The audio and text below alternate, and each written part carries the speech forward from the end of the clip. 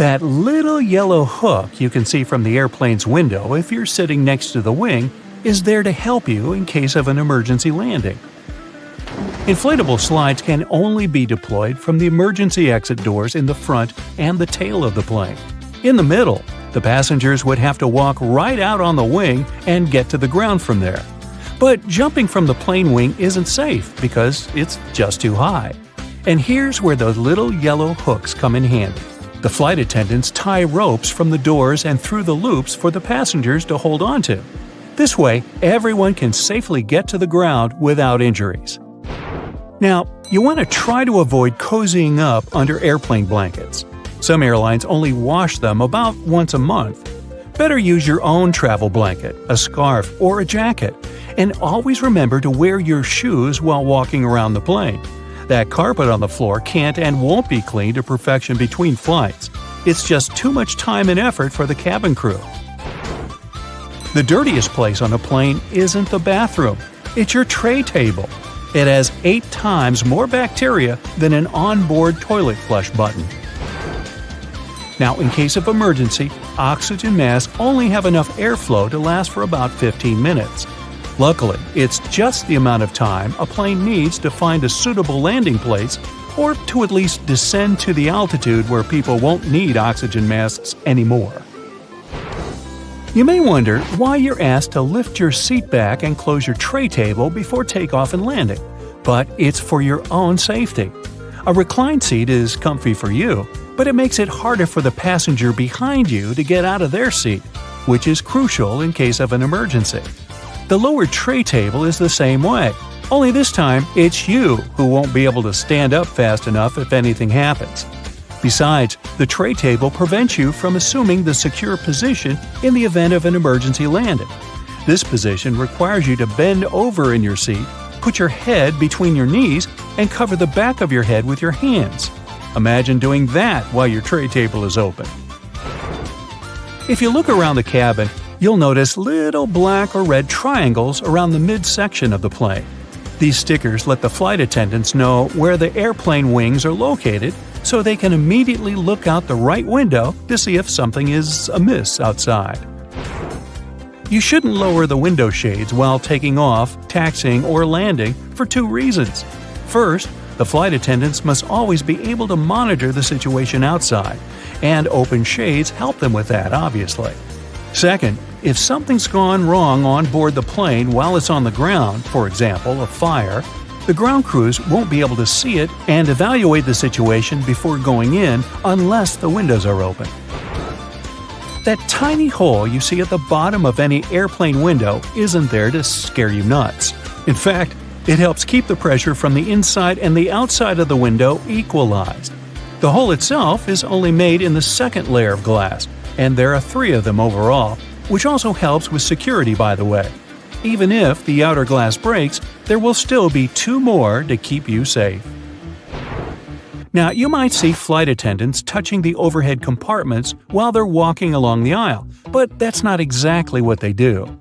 Right beneath the compartments, there's usually a handrail that goes all the way through the cabin, so you can also use this trick to stay firmer on your feet in the aisle.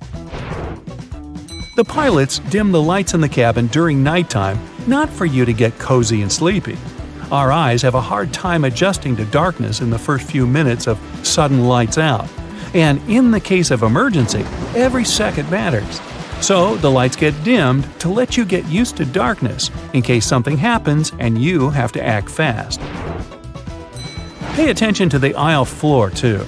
If there's an emergency landing at night, there will be 2 luminescent strips along the aisle showing you the way to the exit. Follow them to get safely out of the plane. Flight attendants also suggest counting the seats between you and the emergency exit once you're seated. This will help you navigate in case there's no other guidance available. If a lightning bolt hits the plane, the passengers won't feel it. The entire aircraft is covered with aluminum coating that conducts electrical current and doesn't let it inside. This protection is tested using a lightning simulator. Airplane windows are round because the air pressure is evenly distributed this way. If the plane's windows were square, strong air currents would accumulate in the corners of the windows, depressurizing the cabin. and that's bad. Don't think you become untouchable if you go to the airplane toilet. The bathroom door can be opened from the outside. There's usually a small latch at the top of the door that allows cabin crew to get you out of there. It's useful for both getting to people doing something suspicious in the bathroom and helping those who don't feel well and, for example, collapsed while in the toilet. Yeah, let's avoid doing that. The plane's wings flash red and green lights at night to show the direction the plane is heading in. A green light is always on the right wing, and a red one is on the left. Aircraft tires are designed to withstand 4 to 5 times more pressure than they actually experience upon landing. The wheel is more likely to break than the tire. Pilots always have different meals. This is necessary to reduce the risk of food poisoning. The flight can still go well if one of the pilots has gone down because of a stale burrito, but not if it's both of them. And try not to both of you eat the fish. Some airlines don't allow pilots to have beards. Facial hair can prevent securely fitting the oxygen mask, and pilots must always remain conscious. The seats are blue in most aircraft because this color soothes people. It's also easy to keep clean. The rumbling noise you hear after boarding the plane is luggage being loaded on the plane. The compartment is right beneath the cabin, so it can sound quite loud sometimes. On most flights longer than 7 or 8 hours, pilots have access to a specially designed rest seat in or near the cockpit. Flight attendants typically have a section of the cabin reserved for them, and it's sometimes separated from the passenger areas. Some larger aircraft even feature private crew quarters above or below the main cabin. The wings of most passenger aircraft are located at the bottom of the plane. It's called a low wing. Firstly, if you install the engine under low wings, it'll be closer to the ground and easier to repair. Secondly, the wings will take on part of the shock in case of a hard landing. And if the plane falls into the water, then the wings become a life-saving pillow. By the way, a plane can stay afloat for 10 minutes to 60 hours. It all depends on the model of the plane, weather conditions, and pilot skills. Now, most airplanes are white because this color best reflects the sun rays and the aircraft body doesn't heat up as much. Also, the damage is best seen on white, and white paint is simply cheaper. Shoulder straps seem more secure than just a waist belt, but not in the case of planes. When the plane gets into turbulence, it's tossed a bit in the air. The waist belt will simply hold you in place in case of a more severe shake. Shoulder straps would require more space between the seats, and this is not justified on a plane. In a car, the impact is usually much stronger, so you need that shoulder strap not to whoosh through the windshield. Flight attendant seats do have passenger straps, but that's because they are much less comfortable than passenger ones. They're narrower and positioned facing the passengers. Flight attendants need extra protection simply not to fall off their seats if the plane shakes hard enough. Also, they have to help and direct people during potential evacuation, and for that, they need to be in top shape. Now maybe you've noticed that you always enter the plane from its left side. Firstly, the captain usually sits on that side. This way, it's easier for the captain to align the plane with the terminal jet bridge. Also, the aircraft is fueled and loaded with the baggage on the right side. If passengers come from the left, the crew can do their job undisturbed. You unbuckle your seatbelt and stand up, stretching your legs after a long flight. You head towards the restroom and think about freshening up. Suddenly, you're in the air. Luggage flies around you. It feels like the world is ending. You're 30,000 feet above the ground, and you're heading for a crash landing. Before you have any more time to think, everything goes black. In early 2001, a massive Boeing 747 carrying over 400 people took off from Tokyo Haneda International Airport. The flight progressed like normal until it reached 39,000 feet and coasting speed. Food was being served, and passengers were up and about like they would be on any other journey. Slightly earlier in the day, a Japanese airline flight between Busan, South Korea, and Tokyo, Japan, had begun in a similar fashion. This one was smaller, with about 250 people on board. It had also started coasting at around 37,000 feet. Both of these planes were on a similar flight path, only 2,000 feet apart, and due to meet over the Japanese island of Honshu. They were both close to this intersection when the pilot of the Boeing 747 noticed his anti-collision indicator going off. This was when he first knew something was wrong. One of the critical aspects of modern air travel is the coordination of air traffic control. Every flight is monitored, and pilots are advised if anything goes wrong. The entire point of air traffic control is to organize flights so well that collisions are impossible. Every modern plane is built with collision monitors, but they are never supposed to be used because of this. While the anti-collision indicators buzzed, 26-year-old trainee Hideki Hachitani was sitting behind the radars at the control tower, monitoring both flights. The stress of having to oversee more than 10 planes was overwhelming him. This isn't surprising, given that he wasn't even certified to operate by himself without supervision. When he noticed the potential collision, he rushed to prevent a disaster. He quickly contacted the flight from Busan that was cruising at 37,000 feet and told them to dip lower, trying to create a bigger gap between the planes. In his rush, though, Hachitani had made a terrible mistake. He had contacted the wrong plane. Instead of telling the Boeing 747 to reduce its altitude, the pilot of the other plane followed Hachitani's instructions and lowered from 39,000 feet to 37,000 feet, the exact same height as the 747. Both planes sped toward each other at 500 miles per hour on a collision course. Hachitani was beginning to panic now. When he noticed that the flight from Busan hadn't descended, he quickly instructed it to turn right. The pilot had, of course, failed to follow the instructions given because they'd been sent to the wrong plane. For an unknown reason, the instruction to turn right failed to reach anyone at all this time. The communications from air traffic control were failing, and the pilots didn't have any idea of how much danger they were in. When seeing Hachitani panicking behind the control panel, his supervisor rushed to the scene and took control of the situation. She contacted the flight from Busan and now told it to climb up. Amazingly, when she did this, she gave the order to a flight that wasn't even operating that day. Both of the flights ignored her because they didn't know that the message was intended for them. The Boeing pilot was at least aware that there was another plane close by, but his faith in air traffic control would have comforted him. Surely, if anything was badly wrong, someone would send him more instructions? At this point, the crash was beginning to look inevitable. For the passengers on the flights, though, everything would have seemed to be normal. They might have been eating some snacks, stretching their legs, or maybe waiting in line for the toilet, completely unaware that they were on course to fly straight into another plane. Luckily for all of the 600-plus people involved, the pilot was well-trained and confident in a situation that would cause most people to freeze up.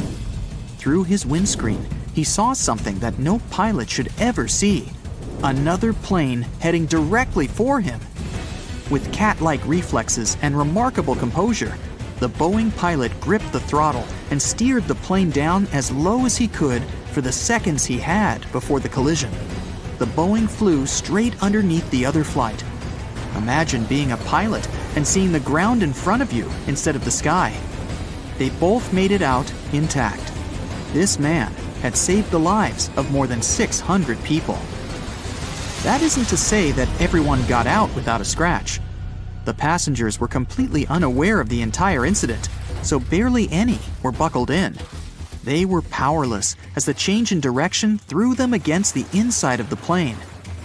Out of nowhere, with the plane's sudden movement, many hit the roof with the force of a car crash. Every unsecured object and person were thrown through the air. Some might have even felt like the plane had just hit the ground. Miraculously, only 7 passengers and 2 crew members were seriously injured. and the rest only received minor injuries. The pilot circled back to Tokyo to allow all of the injuries to be treated. Thanks to the quick response of medical teams and unbelievable decision-making and skill shown by the pilot, everyone on the flight survived. Every time you travel on a plane, you're signing up to shoot through the sky at speeds of up to 500 miles per hour in a fragile metal shell. You're surrounded by enormous, dangerous motors, 6 or 7 miles above the ground. Surely there's no way you'd survive if the plane itself started to fail. The Hudson Bay landing shows that skilled pilots can overcome seemingly insurmountable odds. On January 15, 2009, Flight 1549 was set to fly from New York to North Carolina. The pilot, Chesley Sullenberger, was a former jet pilot who converted to commercial flights in the 1980s. The sky was clear and the conditions were favorable. It was a typical flight for all of the 155 passengers on board, until the worst happened just a minute and a half in. As the plane climbed to 3,000 feet, they hit a flock of Canada geese. They hit the entire plane, but most importantly, some geese got caught in both engines. When Sullenberger realized that his engines were failing, he contacted air traffic control. They ordered him to land back at the airport, but he realized that it was impossible. With failing engines and no clear runway to land on, he had to take control of the situation to save the lives of everyone on board. Without full control of his plane, he wasn't able to operate at the normal altitude. He flew so low that he passed over the George Washington Bridge at only 900 feet. The people on the bridge were terrified to see the plane so close, but they had no idea how bad things were on board. With the plane speeding at 140 miles per hour, Sullenberger saw the Hudson River in front of him, and he had no choice but to land on it. Everyone in the control tower was shocked to hear what he had to do, but there was no other option. Landing on a runway is one thing, but commercial pilots aren't trained to land in a river. Sullenberger had to think clearly and plan the landing while flying towards the ground. He made sure to allow the tail to touch the water before the nose. Landing nose first would compromise the engines further and cause even more damage. Amazingly, the plane touched down on the water without falling apart. Their momentum gradually decreased until they were at a slow, steady pace across the surface. From a distance, people might have thought it was just a slow-moving boat. A ferry arrived impressively quickly to fetch the stranded passengers, who waited on the wings and the inflatable slides. Everyone received minor injuries from the collision with the river, but they all survived. Captain Sullenberger went down in history as one of the most remarkable pilots ever, having saved so many people from a seemingly hopeless situation. There was even a movie made about his heroics.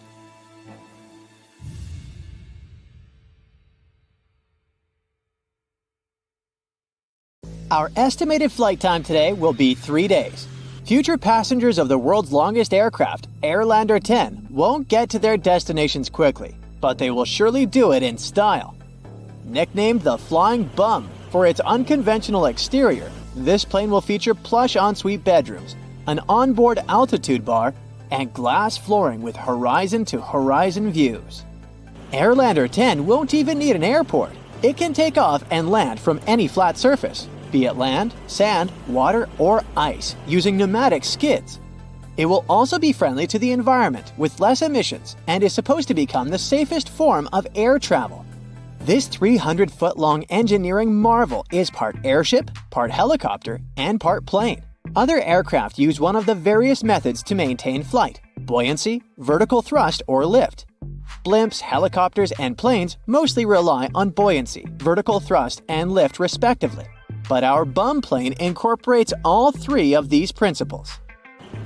First comes buoyancy. Airlander uses a massive amount of helium, a material less dense than air. It helps aircraft like blimps and zeppelins take off, just like how a helium-filled balloon ascends. And because helium is buoyant on its own, our hero can float effortlessly. Airlander stores its helium in several compartments for safety and also has 4 325 horsepower engines and requires way less power compared to conventional aircraft, like the Boeing 787, which makes it more energy efficient. But this buoyant aircraft is limited in payload, up to 10 tons. Its constructors could make the hull bigger to place more helium in it, but our plane is already the bulkiest in the world, so that would be too much. To help with this, the Airlander 10 is equipped with 2 vertical thrusters, like those on helicopters. They direct the air downwards, lifting the aircraft. And then there's lift, which plays a crucial role in the aerodynamics of flight. To get lift, you need air zipping over and around the wing, creating a force. Even though the Airlander might not have monster engines like a big jetliner, its huge hull gives plenty of space for air to do its thing and help it lift off. This unique hybrid aircraft has run several successful test voyages, so you can consider it a real thing. It will be a customizable transformer, good for passenger travel, cargo transport, extended flight operations, or scientific goals. Some of its configurations will be able to stay in flight for up to 5 days without stopping. It could be really useful for research missions. And the designers plan to build an even bigger Airlander 50 with a capacity of 50 tons of payload. In the early days of aviation, there were no computer simulations to test the design, so there were some pretty crazy plane models built. Italian designer Gianni Caproni wanted to create an aircraft to transport 100 passengers across the Atlantic with comfort and style. His brainchild, Ka-60, had 9 wings arranged in 3 sets of 3. It had 8 engines, all serviced by mechanics in flight. There were panoramic windows along both sides of the long cabin for passengers sitting in 2 wide rows to enjoy the views of the world below. It had a rounded nose, an integral flight deck, and a streamlined seaplane hull. Once the plane was finished, the pilot was doing test runs on Lake Maggiore to balance the hydroplane. Then, there was probably a boat in its path, or the pilot went too fast, and the plane took off when it wasn't supposed to. It broke up. By the time Caproni arrived at the lake, the pilot had been rescued, but trying to pull the wreckage out only made things worse. So, the plane never got to cross the Atlantic. The French engineers went even further and designed a plane with a body modeled after birds and named it Duck. It was supposed to have a steam engine to power a single tractor propeller to the front of its rotund body. The pilot and landing gear were supposed to be attached by cables and frame underneath the body. This weirdly looking aircraft had an official name, but everyone remembered it as the Flying Pancake because of its saucer-like shape. This design was supposed to make it possible to land and take off in tight areas where regular planes can't fit. The prototype was a success with low takeoff and landing speeds, and the disc-shaped design helped generate lift. The engineers received funding for an improved version, but it came with flaws. When they were corrected, there was no longer a need for this quirky plane. German aeronautical engineer Alexander Lippisch came up with the Aerodyne. It looks like the rear part of an airplane after cutting the whole thing in half, but it could fly on its own. It was considered a vertical takeoff and landing aircraft, the same group as helicopters. It combined lift and thrust using a single unit and flow channel, like a ducted fan. Flaps at the end of the fan would divert the outflowing air. The first Dornier Aerodyne flight took off in 1972. Even though it was a success, the authorities lost interest in it and shelved the project. The Pregnant Guppy, also known as Frankenplane because it was made of parts of other airplanes, has helped NASA on its way to the moon. Back in the 1960s, they had a problem shipping rockets from the West Coast to Cape Canaveral in Florida. Taking them by water through the Panama Canal took 2 to 3 weeks, and fragile parts came dented and corroded. And that's when John Conroy came up with a solution. His friend had Boeings he had bought but didn't find use for them. Conroy decided to modify the planes by adding a larger cargo bay on top of the fuselage. He didn't receive funding from NASA for his idea, but he never gave up and mortgaged his own house, sold his car, and invested all his savings into his project to prove it would work out. He borrowed the fuel to fly the prototype to Alabama. The plane flew perfectly and impressed everyone. The Super Guppy, as they started calling it, was successfully transporting rocket stages for NASA's Gemini program. Conroy built a total of 25 modifications of his aircraft to fit even larger and heavier equipment. The Edgeley Optica EA-7 might look like a funky, futuristic Dragonfly aircraft, but it was designed in the mid-70s for low and slow surveillance or sightseeing missions. It features a helicopter-like cockpit mounted ahead of a ducted fan motor and an impressive 270-degree field of view. Its large ducted fan was running quietly inside and outside the cockpit. It gained renewed interest in the 21st century for border patrol, wildlife management, and fire spotting missions.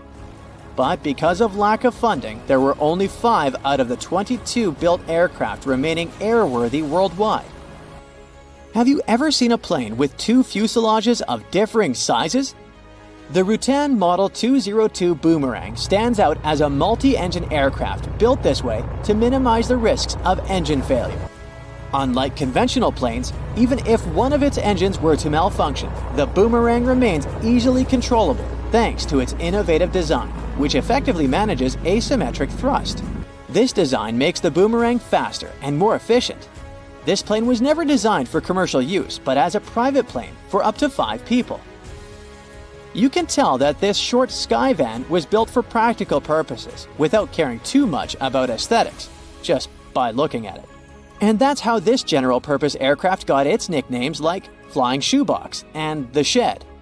Despite all the mocking, the Skyvan has served well over the years. It's been around since its first flight in the 1960s, still transferring cargo and passengers today. It can seat 19 people and has a van-like large rear door for loading and unloading freight. That's why it's perfect for short-haul flights, activities like skydiving, and much more.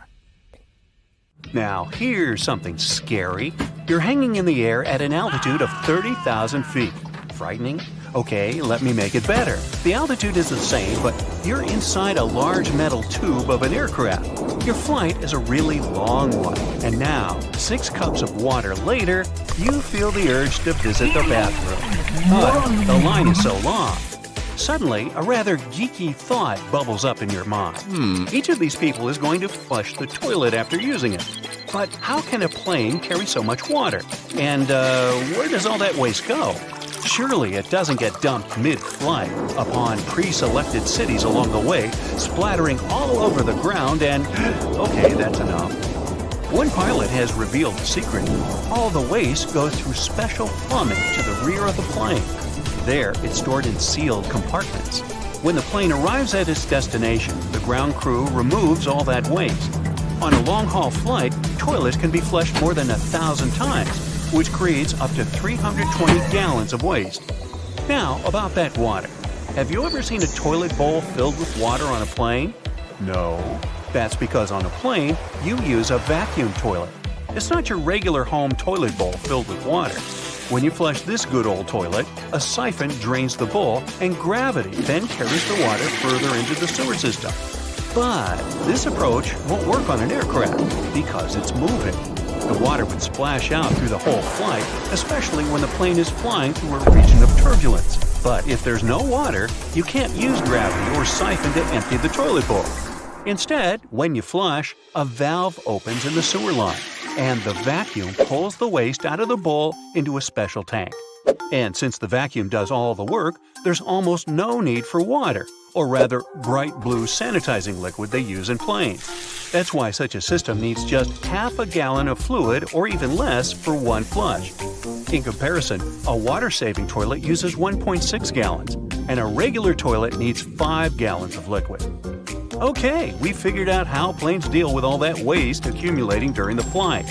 But let's imagine another situation, a cracked cockpit windshield. The thing is, such a windshield consists of 2 panes of thick glass with a plastic layer for heating in between. Either of these panes can hold the full pressure if something happens to the other. So even if a windshield cracks, the airplane remains safe. This happens very infrequently, but when it does, pilots usually descend to reduce the pressure on the windshield and, if necessary, change their itinerary. Okay, now let's speak about what we can do if there's a dangerous snake in the cockpit. Now, you might say I'm making this up, or I saw it in that Samuel L. Jackson movie, but it was a real situation. A South African pilot had flown a small plane with 4 passengers to an altitude of 11,000 feet when he noticed something that was, shall we say, by no means supposed to be inside, a cobra slithering under his seat. For a second, he was just staring at the reptile. Then, not wanting to cause panic, the pilot very calmly told his companions about the unticketed stowaway. The plane had to make an emergency landing. In this case, the pilot decided to be honest with his passengers.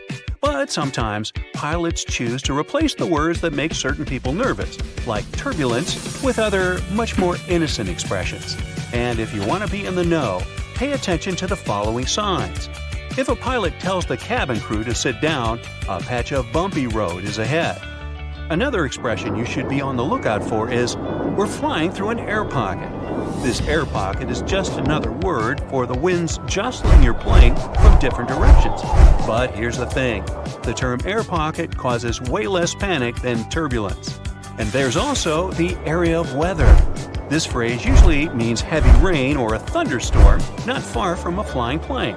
So don't be surprised if your captain says, "There's an area of weather ahead, we're going to fly around it." Oh, and since we started on the mysterious language pilots use, here are some more examples. You can overhear a pilot saying, "George is flying the plane." And no, they don't mean their colleague. That's how the plane's autopilot system is called. George is programmed to follow a certain route, taking into consideration the weather conditions, turbulence, and altitude. Pilots normally use the autopilot after reaching cruising altitude or after flying for more than 10 hours. That's when they're expected to rest. Sometimes you may overhear that there's a pilot in the jump seat. It's not a rare occasion when an off-duty pilot or other flight personnel takes a jump seat when flying back to their home base. Federal Aviation Administration inspectors can also travel in fold-up seats. Some airlines may even offer jump seats to pilots working for other companies. Also, if you were wondering, there's no connection between the jump seat and actually jumping out of the plane itself. Now, if your first flight has arrived late and you're in a mad rush to catch your connecting flight, you're called a runner. You might overhear crew members or ground staff saying, "Runners are on the way." It means you're waiting for some transfer passengers. Unfortunately, if a flight has a strict departure time, it may leave without runners. Now, if you hear a pilot saying "pan, pan," it's not a great sign. Trouble is on the way. Pilots use this term in their communication with air traffic controllers. This is the signal which means that something has gone wrong with the flight and the cockpit crew needs immediate attention.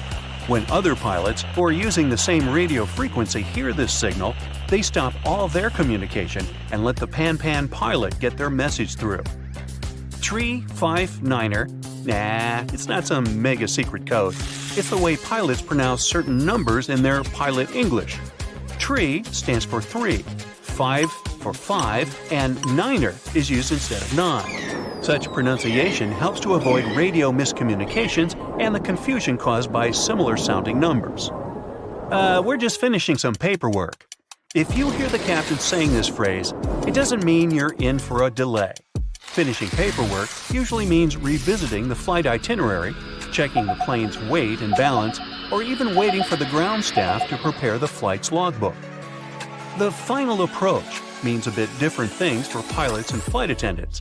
The cabin crew speaks of the final approach when the plane is nearing the final part of the descent. For pilots, the final approach means that the plane is already aligned with the runway and they don't need to maneuver or make additional turns. If a pilot refers to a ferry flight, F-E-R-R-Y, they speak about a situation when an empty plane with no passengers or cargo on board gets flown from one place to another. For the cabin crew, it's the time when they can relax. Ferry flights may happen when there's a technical problem with an airliner and pilots need to bring it back to its home base. But even if the flight is full, the crew still has an opportunity to rest. Some Boeing jets have a place where crew members can relax during their shift. The door to this safe haven looks like any other cupboard door. But once you open it, you'll see a narrow staircase leading to a small room with 2 beds separated by curtains. There's also some place for staff to hang their uniforms. By the way, some pilots say they don't like it when people clap when the plane lands. They say they aren't doing anything special since it's just their job. You don't clap for the mail carrier when they deliver your mail, do you? That's a rhetorical question, one of them asks. You're also not supposed to tip your pilots, even if you really want to, because it's weird, as some of them admit. The whole tipping aspect is new in the flying industry. And while tipping flight attendants is becoming more common, who would have thought? Giving money to pilots is kind of frowned upon.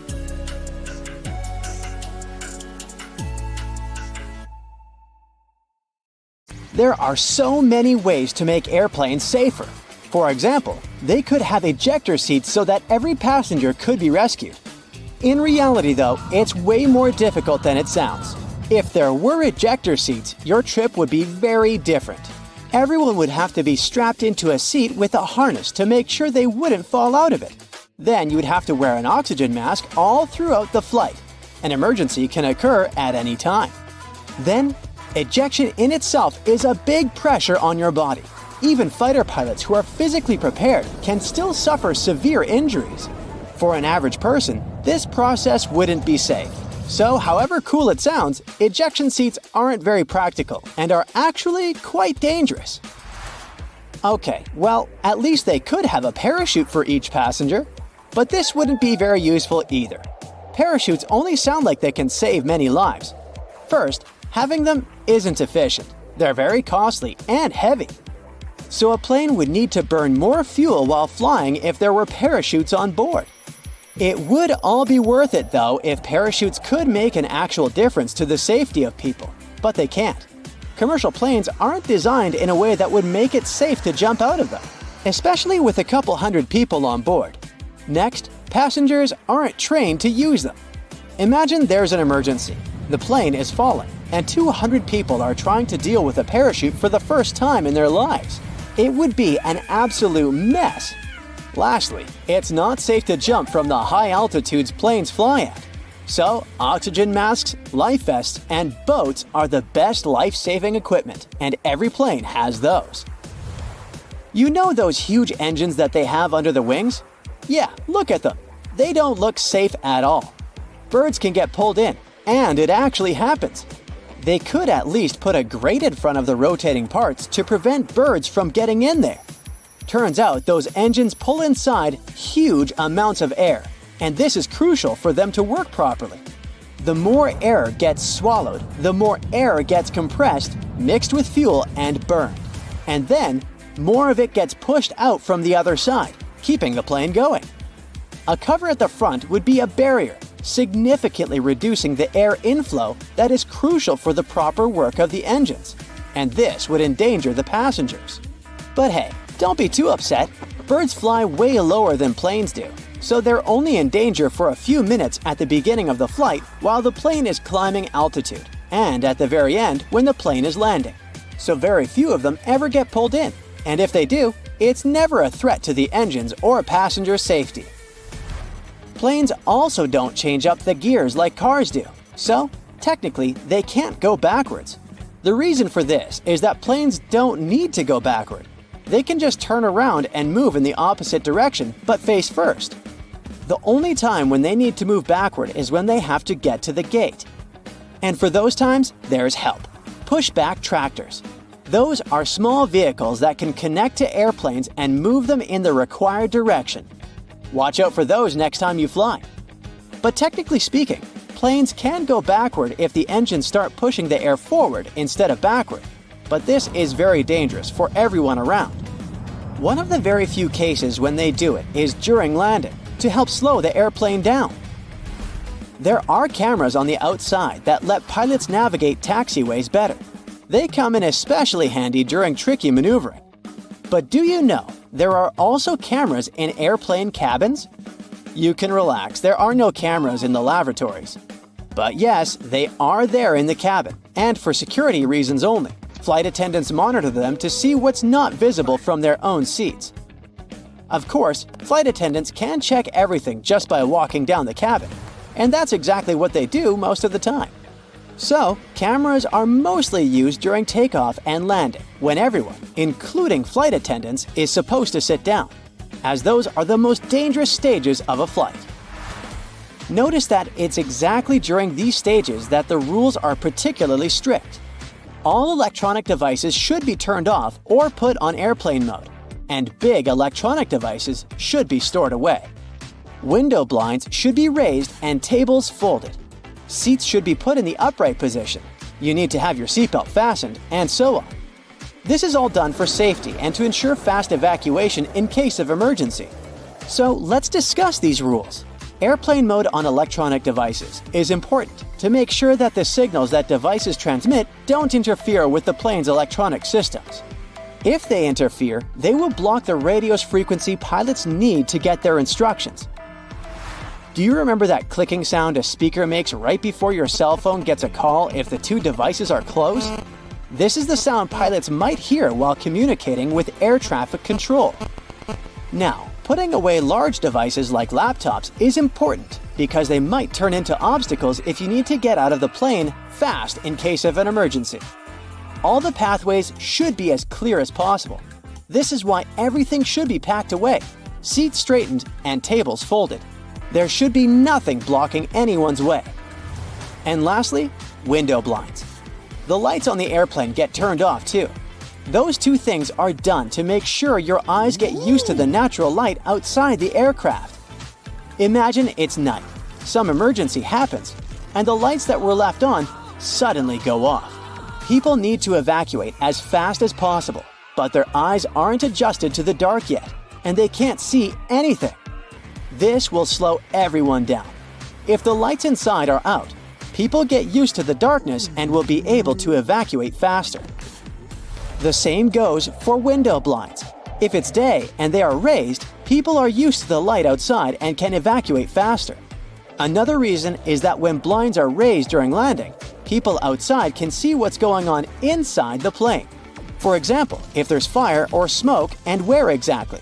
This way, they can plan the evacuation process better. Also, you might have noticed black triangles drawn above some windows on the airplane. These triangles mark the seats from which the view on the airplane's wings is the best. It's needed for the crew to find the spot as fast as possible if, in case of emergency, they need to inspect the engines, slats, or flaps. This little triangle saves the plane crew a lot of time. We do talk about emergencies a lot, but they really don't happen often. It's more dangerous to drive a car than to fly by plane, and most of us get in the car every day. Yet, the fear of flying is still very much out there, and people can get superstitious. In many cultures, the number 13 is considered unlucky. So, airplane companies that often fly to those destinations just omit row 13. It's a small thing to do, but it can spare a few anxious passengers who happen to sit in row 13. In other cultures, like in Italy and Brazil, 17 is the unlucky number, and some aircraft have both rows 13 and 17 missing. In airplanes that fly to China, they can often omit row 14 instead.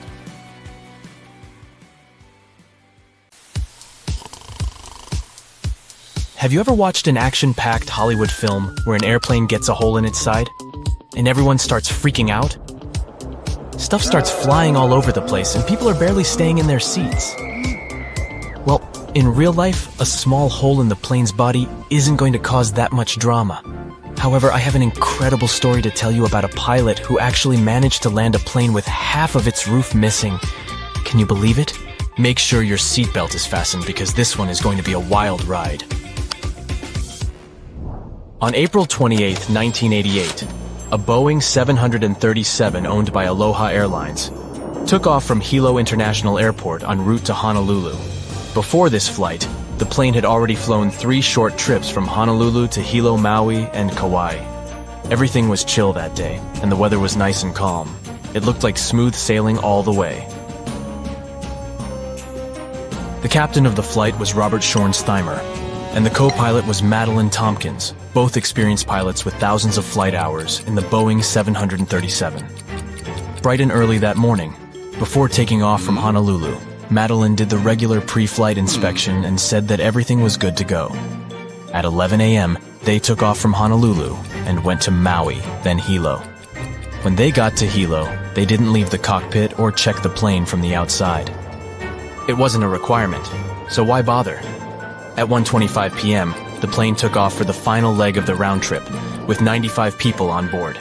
89 passengers, 2 pilots, 3 flight attendants, and an FAA traffic controller who sat in the observer seat in the cockpit. The plane had taken off like normal and reached its cruising altitude of 24,000 feet without any hiccups. But then, 26 miles from Kahului, things went totally haywire. The pilots heard a loud whooshing sound, followed by a crack, and then a rush of wind that was so loud it was deafening. Turns out, a small section of the roof on the left side had come loose, causing the plane to decompress explosively. And to make matters even worse, the decompression caused a chain reaction that led to a huge chunk of the plane's roof ripping off completely. That missing part was a massive 18.5 feet long and was part of the skin that covered the plane from the cockpit all the way back to the forewing area. The pilots didn't have a clue what was going on when the disaster struck. The first officer, who was the one in charge of the plane at that time, suddenly felt her head snap back, and then she saw a bunch of gray insulation and debris flying around the cockpit like it was a tornado. Meanwhile, the captain took a look around and was shocked to see that the cockpit door was nowhere to be seen, and instead of the first-class ceiling, he was staring straight up at the sky. The plane started to tilt from side to side, making it challenging to keep it under control. The crew in the cockpit quickly put on their oxygen masks, and the captain took over control of the plane. He then initiated an emergency descent towards the nearest airport on Maui Island. Luckily, all the passengers were seated, and most of them had their seatbelts fastened since the seatbelt sign was still on. Unfortunately, the 3 flight attendants were caught off guard. One of them was near the hole and was pulled out of the plane. The other 2 were thrown to the floor, with one of them hitting her head hard and losing consciousness. The third attendant tried to help the passengers and keep them calm. At the same time, the pilots were desperately trying to let air traffic control know that they were in trouble. But there were communication problems even between themselves due to the loud noise and the fact that they were wearing oxygen masks. They had to resort to hand signals to understand each other. Moreover, they were unsure whether their messages were being heard by ATC. The plane's controls were not responding properly, which made the captain's job of flying the plane even harder. The first officer was doing her best to assist the captain and communicate with the tower. It was only after the plane descended to an altitude of 14,000 feet that the controller finally received their distress call and immediately started making arrangements for an emergency landing. The control tower wasn't prepared for a situation like this, though.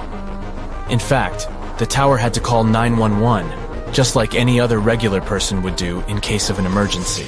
The problem was that the controller didn't understand the severity of the situation, and they didn't realize that the passengers and crew members would need medical help.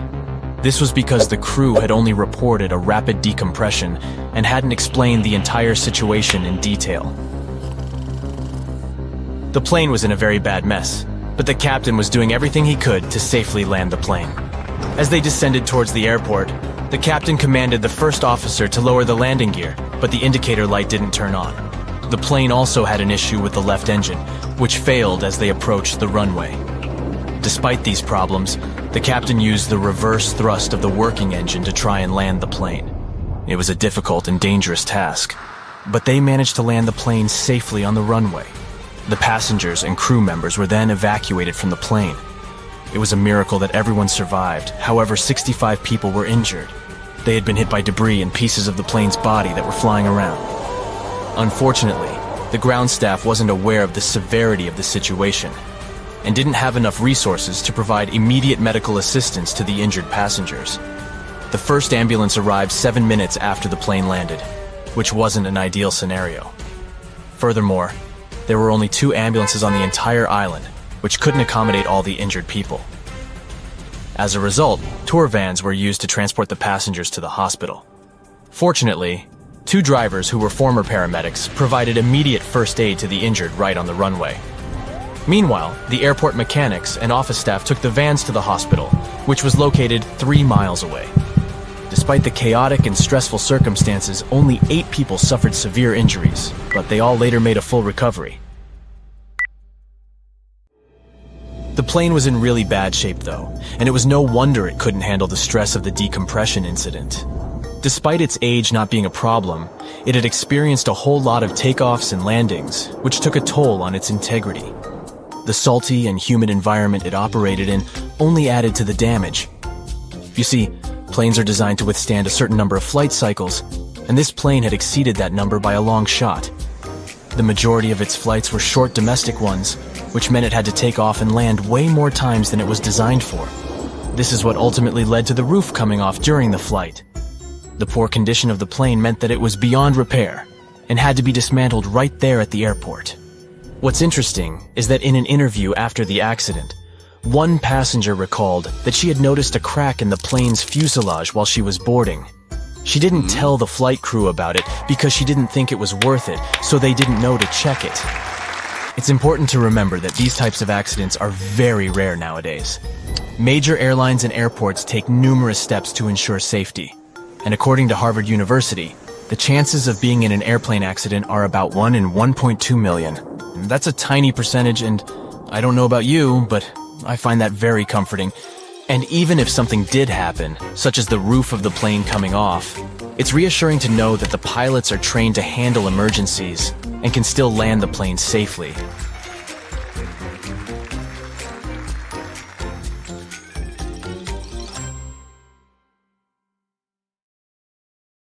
Let's face it, airports can be pretty annoying, but the most annoying thing about them is probably having to take the laptop out of your backpack and put it in a separate bin while going through the security check.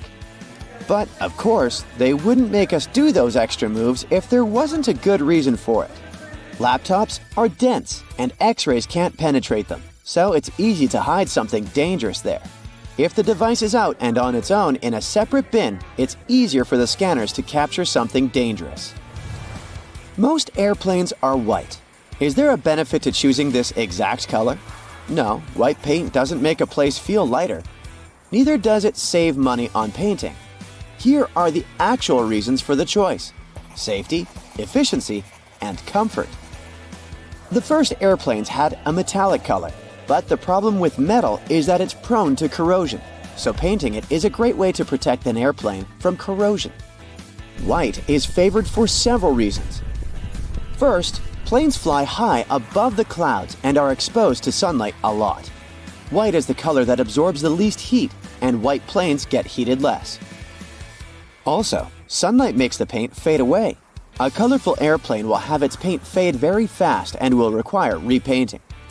And repainting is costly, so painting aircraft white is a more lasting choice. Also, any damage is more easily noticed on a white surface. So that's one more point for the white color. We always board from the left side of the plane, every single time, no exceptions. For some reason, the right side just doesn't seem to be an option. Yes, that's done on purpose. First, the captain usually sits on the left. This way, it's easier for the pilot to align the plane with the terminal jet bridge. Also, aircraft are fueled and loaded with baggage on the right side. Since people board the plane from the left, the crew can do their job undisturbed, and there's no danger to passengers. Consistency with the choice of a side helps to make everything work more effectively. Since everyone always enters from the left, all jet bridges are designed to get attached to the left side of the airplane. If every airplane had the freedom to choose the side, it would create an additional mess for the logistics behind the process. There are more questions popping up, like what does this black triangle drawn above one of the windows mean? Apparently, it marks the seat from which the view of the airplane's wing is the best. It's needed for the crew to find the spot as fast as possible if, in case of an emergency, they need to inspect the engines, slats, or flaps. This mark saves a lot of time. Next, the rows aren't well aligned with the windows. This is business. Originally, all planes are designed with rows and windows lining up perfectly.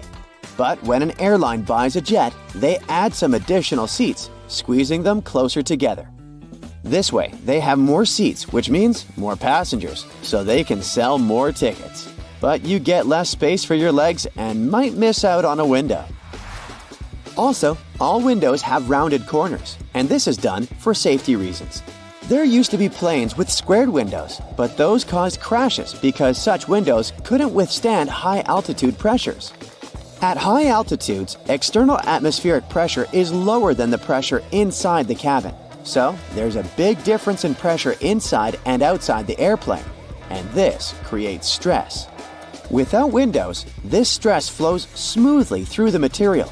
A squared window becomes an obstacle, and the flow of stress needs to change direction. The pressure builds up in the corners, leading to cracks.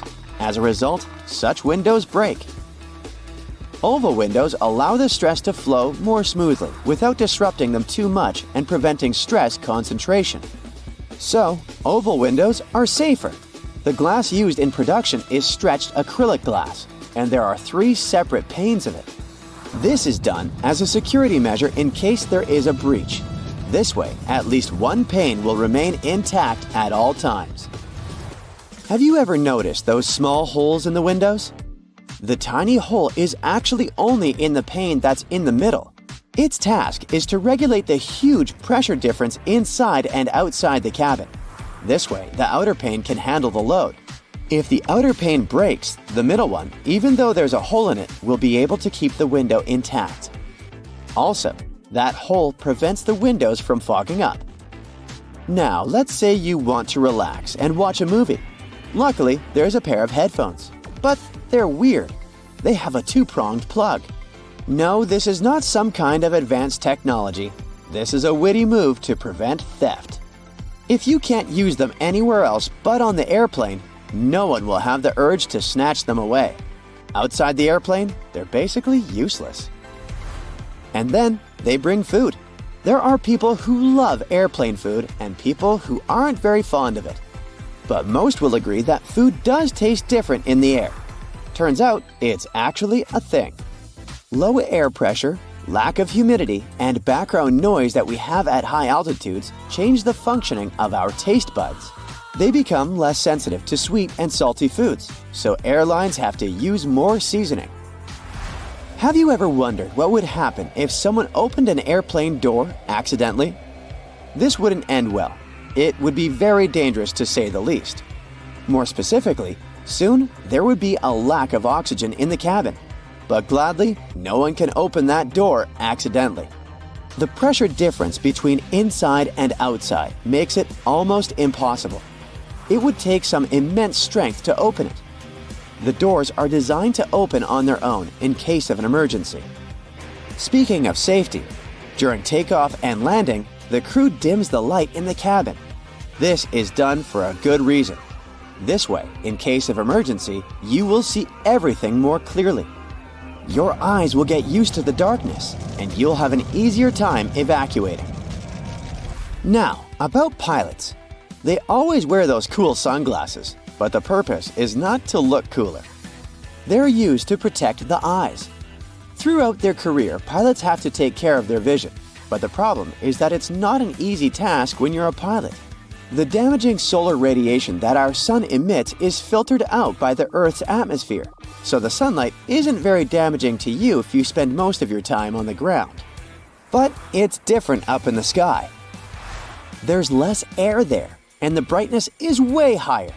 And with every 1,000 feet of elevation, the solar radiation is around 5% stronger. On average, aircraft fly at an altitude of 35,000 feet. This means that the amount of UV radiation is 175% greater than on the ground. This is very damaging to any person's vision. The large amount of time pilots spend in the air makes them vulnerable to different eye problems. And having eye problems can cost a pilot their career. So, wearing sunglasses is a crucial thing for them, and these sunglasses must be of the best quality. They should minimize the impact of sunlight and withstand UV rays, providing 100% protection for the eyes. Also, they can't be polarized, since polarization can mess with the perception of the cockpit displays. They should provide the best clarity, decrease eye fatigue, and minimize color deformation, so that pilots can see just like they would without their sunglasses on. Why do cats like to like people? Whoops, that's supposed to read lick people. Sorry. There are a few potential reasons for this. First, they're collecting biochemical information from your skin. They could also be marking you as one of their possessions. Admit it, this totally sounds like cats. And it could be that they're just letting you know they trust you, or at least showing you they don't find you to be some serious threat or competition. How come bananas get sweeter as they ripen? Fruits don't disperse their seeds randomly. They do it when animals eat them. At a certain stage, they suddenly increase their sugar content, which is how they try to encourage animals to eat them at that stage, specifically when their seeds are mature. Mature seeds have developed special coatings that protect them when passing through the animal's digestive system. Do I have to paint you a picture? Why does our skin get wrinkly after we spend time in water? After 5 to 10 minutes in the bathtub, you will notice there are small wrinkles forming on your feet and hands. Scientists speculate that it could be the way our body gets a better grip when immersed in a slippery environment. Our wrinkly fingers improve our grip on submerged or wet objects. Also, they channel water away in a similar way to the rain treads on car tires. When you eat something really sour, you just don't feel it on your tongue. Sometimes your entire face contracts, so everyone around can see that you don't like the food you're eating. That specific sour flavor that causes this reaction is the result of the hydrogen ions that acids release when they mix with saliva. Yes, that's a mouthful of science. At the moment when your mouth detects this sign of an acid, it sends you a message in a pretty dramatic way, so you can't ignore it. It's an evolutionary response that made sense in the old times, because many of the plants that our ancestors found in nature and later wanted to consume were poisonous, especially plants with sour flavors. So even today, your taste receptors light up and your face twists in a way that is out of your control when you taste something like that. Like this. A lighter color on an airplane is actually heavier than darker paint. The color white requires a higher solid content than black to get the necessary saturation. And the higher the solid content is, the heavier the paint is going to be, which is why white paint is one of the heaviest. But white planes are more efficient than black ones, although this also depends on how you define efficient. The white paint reflects more sunlight than the dark one. Different colors absorb different wavelengths of light, and white objects heat up more slowly compared to darker ones. This results in a cooler interior, which is why it's easier for the entire plane to remain cool. If your hot tea tastes odd when you drink it out of a plastic cup, don't worry, it's not just you. You might imagine that the tea is dissolving something from the plastic, but this most likely isn't the case. The taste you perceive is not just the action of your taste buds. All senses are contributing here. That's why strawberry mousse has a sweeter taste on a white plate than on a black one. And you get the feeling chips are crunchier when you hear those specific higher frequency sounds as you eat them. Also, hot chocolate has a better taste when you drink it from an orange cup. We are kind of conditioned to drink hot tea from ceramic cups, which is why seeing it in a plastic cup subconsciously makes us expect vending machine tea that won't taste good. Flamingos often stand on one leg, and one theory says that's because it helps them conserve body heat. One piece of evidence for that is that they tuck one leg up more often in water than on land. Others believe this is how they save energy, not heat. These birds are definitely more stable on one leg when it comes to standing for long periods of time.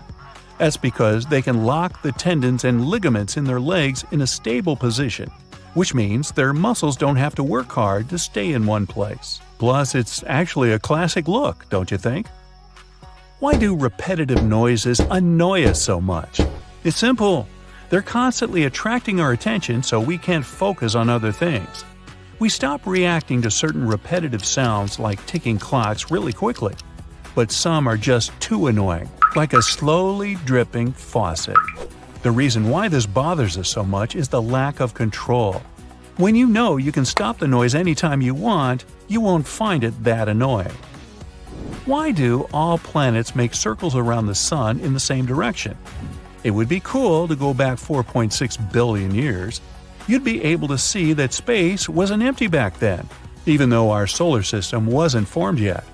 There was a cloud of dust and gas in a place where, today, our sun and the planets are. This cloud was like a solar nebula, and it molded our solar system. Generally speaking, a nebula is a huge cloud of gas and dust that occupies the space between stars and helps form new ones, together with the planets that orbit them. When this nebula collapsed, its center became our sun, while the rest of the matter got together and created the planets we know today, together with their moons and the rest of the rocky bodies like asteroids. The matter was quickly rotating, and the process looked a bit like cheese dough flattening into a disk that was getting bigger and bigger. Since the cloud was moving in a certain direction to begin with, all of the planets retain the same orbital plane too. Something massive needs to happen to alter a planet's orbit and force it to go in the opposite direction around the sun. Why do some people have such a good singing range? There are 3 things that can affect the general range of sounds coming out of your mouth: the strength of your diaphragm, the size of your vocal folds, and the shape of the chambers in your sinuses. But making the sound beautiful is largely a question of practice. Practice? Yep. At the basic level, you hear a note and reproduce it with your voice. But the true difference between being able to just hold a tune and having a lovely singing voice is related to the thousands of small muscle contractions that are mostly unconscious. They adjust your muscle mechanism where you produce a voice with the emotions you have while singing. Like with other musical instruments, a wider finger span can help you while playing the piano. But the rest is learning those subtle things like pressure on the keys and timing. Now, why do dogs hear higher pitches than us? Humans hear frequencies up to approximately 20 kHz and dogs up to 45 kHz. Nearly all mammals can hear higher frequencies than other vertebrates. Birds hear up to 12 kHz, and reptiles, amphibians, and fish up to 5 kHz. Mammals don't need to hear high frequencies to communicate with each other, but so they can locate where a certain sound is coming from. The special way of hearing that mammals use, binaural spectral difference cueing, works in a way that our brain compares the frequency range of a sound as it gets to each ear. Head shadows one ear, so some of the frequencies get absorbed, and our brain absorbs higher frequencies more than lower ones. And the smaller the head, the less effect it has on lower frequency sounds. That's why the animal must be able to hear high frequencies to hear a wider spectrum of sounds. A mouse needs to hear up to 90 kHz, and an elephant is fine with just 10. Dogs have smaller heads than us, so they're in the middle category. Why are oceans salty? Well, chemically speaking, salt is sodium chloride, and the salt in the ocean isn't just these two, but many other ions like calcium and magnesium. Most of these start out like rocks on land. Certain things like wind and rain erode these rocks, which basically means they gradually wear them away. So we can say most of the salt in the ocean comes from rocks. Minerals from these rocks leach into streams and rivers. They carry the salt away into the ocean. About 85% of the ions in the ocean are sodium and chloride, while magnesium and sulfate make up around 10%. And some of the salt that ends up in the ocean doesn't stay there. Animals consume a lot of it. But because of a steady supply of runoff from the surface, levels of salinity are pretty much constant. The ocean also gets its salt from one more source: hydrothermic fluids. Magma coming from behind the Earth's crust heats up deep sea vents. When they get hot enough, they lead to chemical reactions between the seawater and all the minerals from the rocks around the vents. That's why every part of the ocean is salty, but the level of salinity depends on where in the world you are. So take that with a grain of, you know. The plane had been in the air for a mere 25 seconds when the pilots noticed weird noises and bizarre vibrations. They tried several ways to improve the situation, but nothing worked. The engine surges continued, and just over a minute into the flight, when the plane reached 3,000 feet, both engines failed. First the right one, 2 seconds later the left one. The pilots decided to return to the airport they had just left. At the same time, they tried to restart the engines. Nothing seemed to work. The flight crew made a decision to pitch the plane down and then level it off. Perhaps it could help them gain some speed for the glide. But soon, they realized they wouldn't make it to the airport. Was the plane going to crash? That's when the miracle at Gura occurred. The morning before the flight started as usual. Regular pre-flight procedures, good weather. The members of the flight crew were experienced pilots. A 44-year-old Danish captain with over 8,000 flight hours under his belt, and a 34-year-old first officer from Sweden with 3,000 hours. So, what could go wrong? The plane itself was almost brand new. It was a McDonnell Douglas MD-81 nicknamed Dana Viking. It made its first flight on March 16, 1991. By that fateful day, the aircraft had been in service for a mere 9 months. There were 122 passengers and 7 crew members on board. Flight 751 Scandinavian Airlines was a scheduled flight from Stockholm, Sweden to Warsaw, Poland.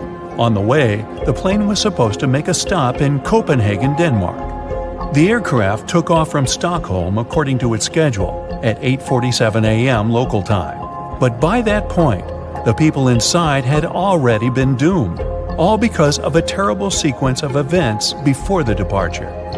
It started the night before. The plane arrived at Stockholm Airport after a flight from Zurich. It was 10:09 p.m. The aircraft spent the night at the gate outside. It was cold. The temperatures dropped to 34 degrees Fahrenheit, just above freezing. What made the situation even worse was that almost 6,000 pounds of freezing cold fuel, chilled during the night, still remained in the tanks located in the wings. The fuel was so cold because the plane had been flying at the cruising altitude, where the air temperature outside the cabin varied from -61 to -80 degrees. The flight from Zurich lasted around 1 hour and 40 minutes. Soon after midnight, a flight technician came to check on the aircraft. The man had to remove some slush from the landing gear, otherwise he wouldn't be able to examine it. At around 2 a.m., when he was leaving, he noticed some ice covering the upper part of the wings. By the morning, the situation had become even dire. A layer of clear, almost invisible ice had formed on the tops of the wings. The plane had to leave the gate at around 8:30 a.m. An hour before the departure, the mechanic responsible for the plane noticed that some ice covered the underside of the wings. He decided to make sure there was no ice on the tops of the wings. He climbed a ladder and put one knee on the wing. Then he bent forward to touch the front part of the wing. There was no ice, just some slush. The mechanic decided to make sure everything was fine with the air inlet of one of the engines. He didn't find anything abnormal. Soon after that, the personnel used more than 220 gallons of de-icing fuel to remove ice from the plane. The mechanic consulted with the captain of the aircraft and ordered the staff to de-ice the underside of the wings as well. After all, he had seen some ice there. But no one thought to double-check if there was clear ice on the tops of the wings. After they had finished the procedure, the mechanic reported to the captain, "We're done here. De-icing finished. There was a lot of snow and ice, but everything's clear now." The captain thanked the mechanic and carried on with the pre-flight procedures. The plane taxied to the runway. Its engine's anti-ice systems were switched on and didn't show any malfunction. But several passengers later claimed they had seen ice sliding off the upper side of the wings while the plane had been taking off. And still, the plane left the ground and headed for Stockholm as usual. But shortly after the takeoff, several pieces of the overlooked ice broke off. At full speed, they slammed into the fans of the engines near the tail on both sides of the plane, ruining the blades. It led to a series of surges, and the rest is history. Meanwhile, somewhere in the cabin, Scandinavian Airlines flight captain Per Holmberg, who was on board as a passenger, noticed something was amiss. At first, he informed the flight attendant sitting in the rear jump seat that the right engine was surging. She tried to contact the flight crew, unsuccessfully.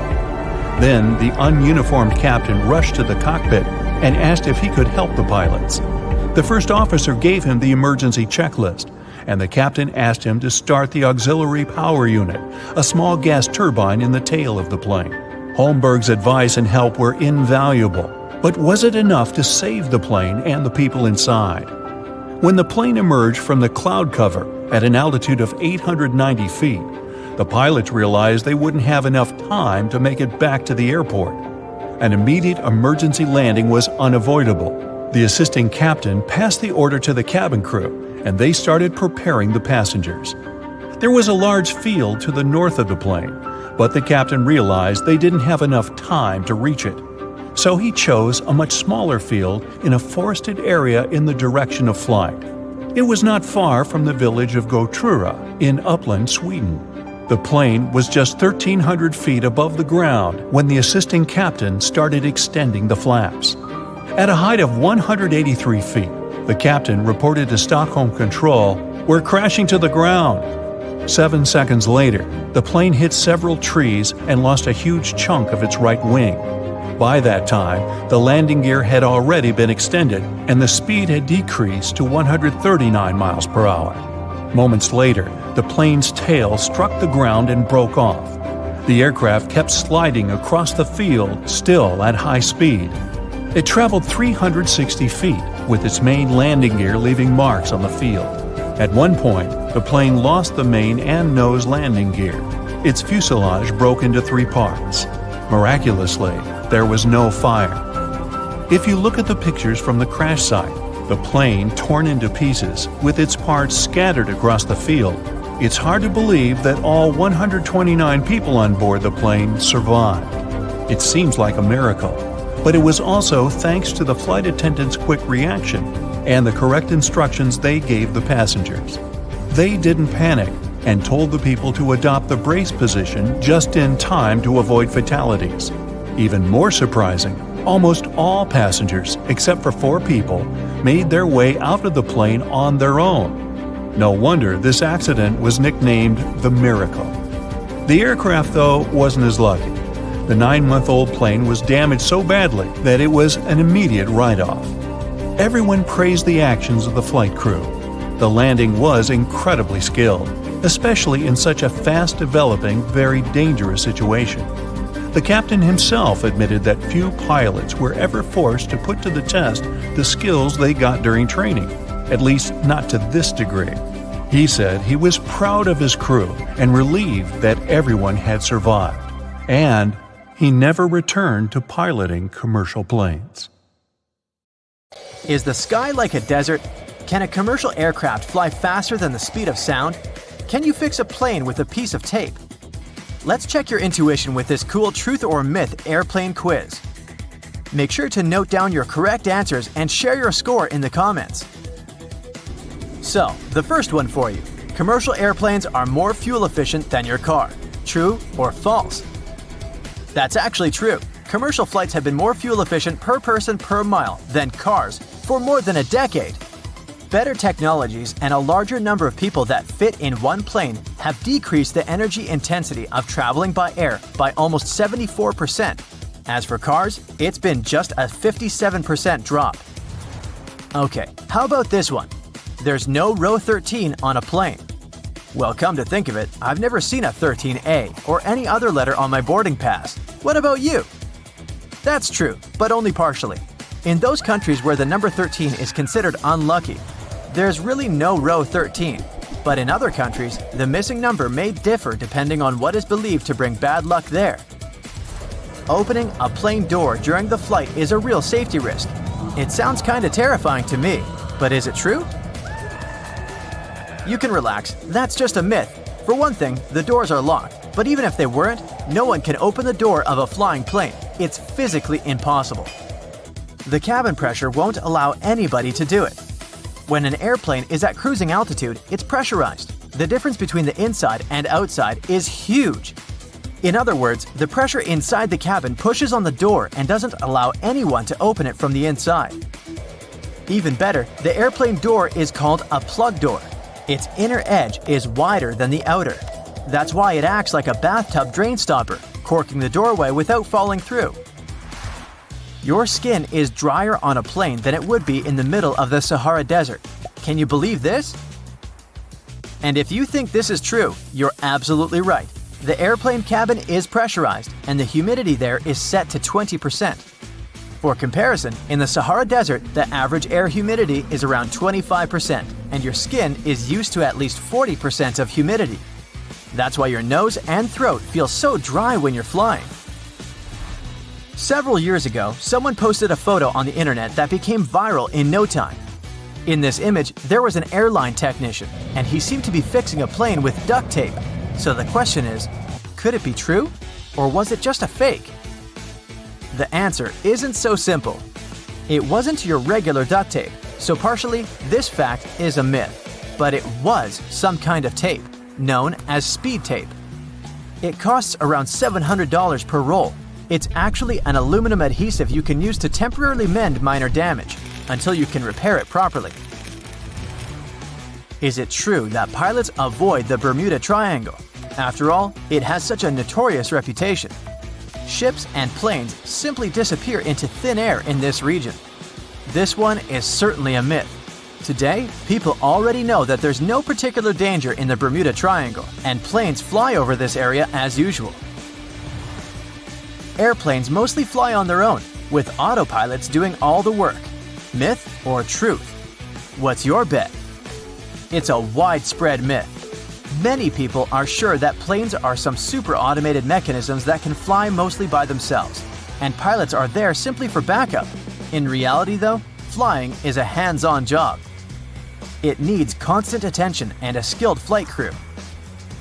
There once was a plane that flew twice faster than the speed of sound. Can it be true, or is it too far-fetched? This fact is definitely not a myth. The Concorde could reach a speed of 1,330 miles per hour. That's much faster than the speed of sound, which is around 767 miles per hour. And that's indeed almost twice as slow as the Concorde. You might have heard this scary fact before. Planes empty toilets right in the air. Sounds alarming, but is it true? Fortunately, that's only a myth. There's absolutely nothing to this legend. Airplane toilets use a vacuum-based system to transport all the contents out of the bowl and into a special tank. It's located in the rear part of the aircraft, and this tank gets emptied only on the ground. This is a tricky one. When a plane is flying towards the east, it can reach higher speeds. So, can the speed really depend on the direction? And this is true. It's possible thanks to high-altitude winds known as jet streams. They blow at a speed of 100 to 300 miles per hour, and since our planet rotates from west to east, aircraft moving in the same direction can use these winds to move faster. Do you think pilots can control airflow to keep passengers sleepy and relaxed and save on fuel? This one is definitely a myth. If you ask a pilot this question, you might hear "ridiculous" in reply. The truth is that pressurization determines the oxygen level in the cabin. How about this one? The world's tallest air traffic control tower is as high as a skyscraper. Can it be true, or is it just an impressive myth? I know it's hard to believe, but it's actually true. When an airplane lands, it needs the assistance of runway lights and airport beacons. It's part of the responsibilities of the air traffic control tower. It also manages ground traffic. No wonder such construction needs to be extra tall. The new Bangkok International Airport in Thailand has a 430-foot tall tower. Its height is almost the same as the height of a 40-story building. It cost $18 million to build the tower. I've got another tough one for you. The sensitivity of your taste buds dropped by 30% during the flight. Yes or no? This is true. The pressure in the cabin combined with the dryness of the air kinda numbs your taste buds. But the most curious thing here is that this mostly affects salty and sweet flavors. If you're served something spicy or bitter, you can still taste it as usual. Airline caterers try to take the decreased sensitivity of your taste buds into account while preparing airplane meals. They have to modify lots of good old recipes to make your food taste better.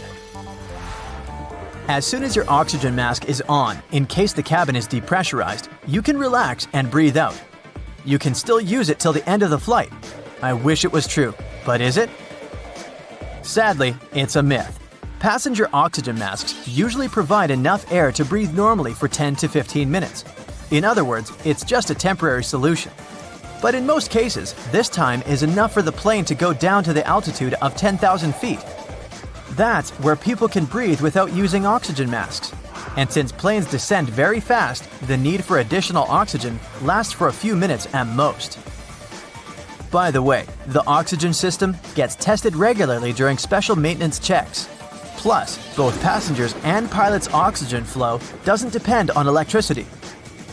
Masks use individual oxygen generators, so even if there's some electrical problem on board, the oxygen doesn't get cut off. Many people say that the plane is the safest means of travel, but do you believe in it?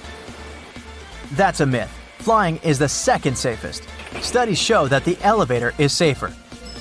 Unfortunately, it won't be able to take you to the Bahamas. Okay, this last one was kind of a joke. Statistically, planes are indeed the safest way to get to your destination. So, how many correct answers did you have? Tell me in the comments below. Me, 8. Duh. Pilots can't eat similar meals when they're working. Imagine that you're on a transoceanic flight. The airplane is flying over the Pacific Ocean. Flight attendants deliver the dinner meals. Everyone is enjoying the pasta. The sauce tastes a bit funny though. That's probably okay. After all, you are eating an aircraft meal. It can't taste like a 5-star chef plate. Time goes by. Oh no! You were right! Something was indeed wrong with the food. But if all the passengers have the same problem, so do the pilots. To prevent both of them being out of order, pilots are advised not to eat the same meal at the same time. In such a scenario, if one pilot feels bad, the other one can take over. I mean, this is not an imperative rule stated by the Federal Aviation Administration, but most airlines make their own rules about this matter. Flight attendants have access to hidden equipment, such as a defibrillator, supplemental oxygen, a fire extinguisher, and duct tape. But probably the most interesting gear they have is handcuffs. These objects are there to protect passengers from others, and sometimes from themselves. Turns out that flight attendants have everything they need to defuse a troublemaker. Aviator sunglasses look cool on pilots in movies, but in real life, they don't wear polarized glasses. First off, they have a glare-reducing effect. This can cause some trouble in the cockpit. A pilot has to read instruments, but the stuff in the cockpit, such as LCD displays, emits polarized light. So a pilot with those cool polarized glasses can't read the displays with 100% efficiency. Pilots shouldn't wear these glasses simply because of safety concerns. Imagine a shimmer of glare coming from another plane's windscreen, but the pilot missed the sign because of polarized sunglasses. Ever noticed a hole in the tail of an airplane? Well, most commercial airplanes have it. Next time you get into an airplane, take a closer look. The hole has a fancy name, Auxiliary Power Unit. It looks like a hole from the outside, but that is actually a hidden turbine engine. Most of the time, the APU will remain off for the entire flight. It will start working when the plane lands. It provides power to the cabin lights, air conditioning, and cockpit electronics. Don't underestimate the APU's power, though. It can also provide the power required to start the main engines. You've watched a Brightside video and learned what the APU is. A perfect icebreaker. Unfortunately, you're not in a chatty mood. You just want to take the plane, land, and start your vacation. Yet again, there is only one door to board. You are at the end of a queue. Why don't planes generally have multiple doors? According to the experts, the biggest issue is that the bridge takes up a lot of space. When an aircraft is loaded from the front and the rear, it takes up 2 slots. This is not ideal for the administrators. Newly remodeled or constructed terminals tend to have dual boarding compared to the older terminals. Change of scenery, let's jump into a cruise ship. There are hidden passageways and secret doors in ships. These secrets are from an insider. Staff on the ship mostly work in their designated area. How does a worker get from one place to another without using the stairs and doors that the passengers use? There is a network of corridors and stairs all around the ship, used only by the crew.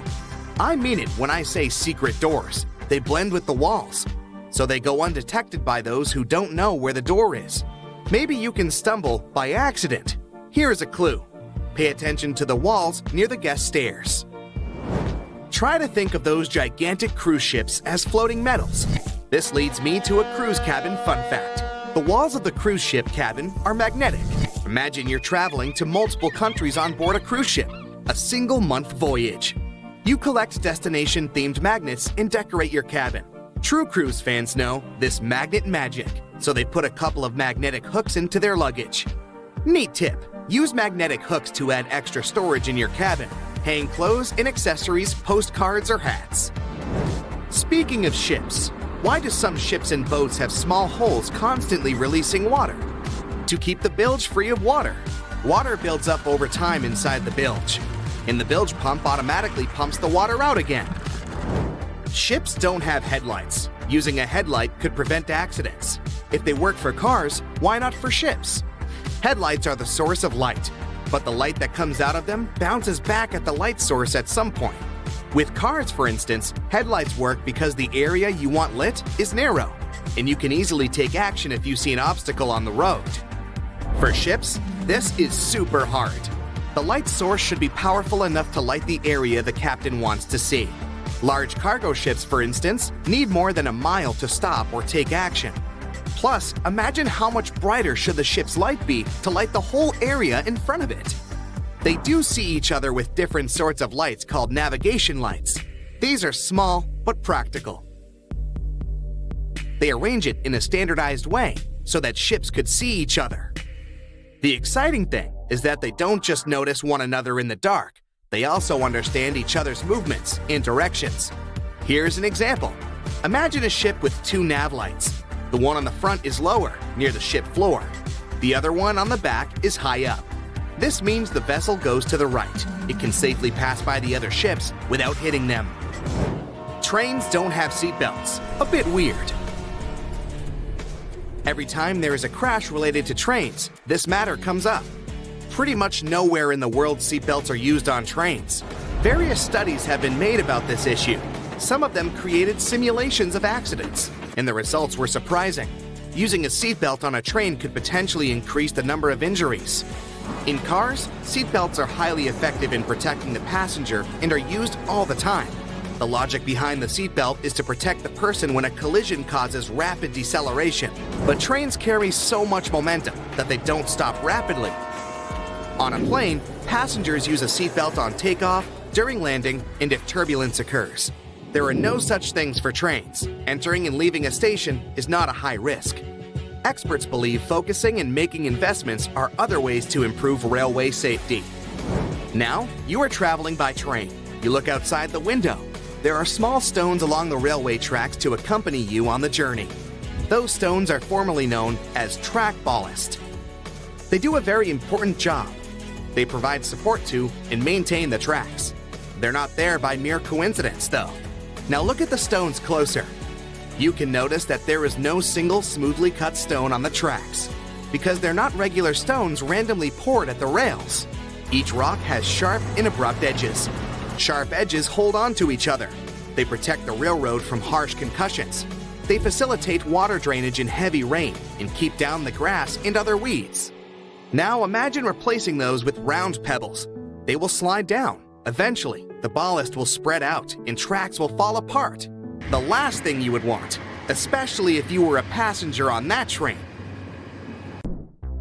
All right, window seat on a flight to Hawaii. You get comfy and are about to have the flight of your life. As it goes on, you look out to the darkness and can't even see the clouds as you're cruising above the ocean. You notice that the flight attendant is asking everyone to shut the shades on the windows, including yours. The reason is that they want the passengers to be comfortable with the lighting. If an emergency happens, it'll take your eyes more time to adjust if there is light coming from the outside of the plane and the inside. If a power outage happens and the shades are shut, it'll be easier to act since your eyes are adjusted to the surroundings. Every second counts during times like this. Passengers are asked to leave the shades open during takeoffs during the day. And during a day flight, the cabin crew also asks passengers to leave the shades open so that the natural light outside illuminates the plane's interior. Now, there has never been an incident in history where a phone signal interference caused any problems during a flight. The idea is that when you're thousands of feet in the sky, your phone signal will bounce off different towers and the signal will get more powerful. This normally won't be a problem in mid-flight when the pilots aren't doing much work. The real concentration and critical moments are during the landing and the takeoff. The phone signals will just flood the networks on the ground, which will make the pilot's job just a little bit more annoying. Now, it seems to bother you that the windows on the plane are so small given the improved technology over the years. The windows on airplanes are so small relative to the size because they need to maximize the hull between them and increase the strength of the frame.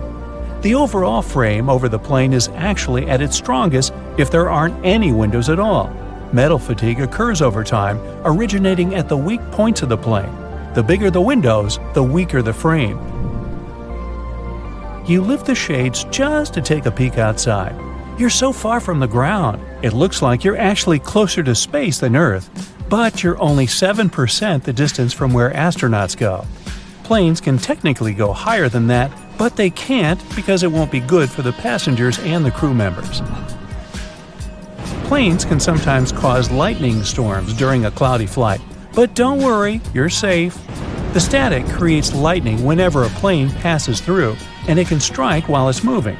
But over the years, technological advancements improve the quality of airplanes.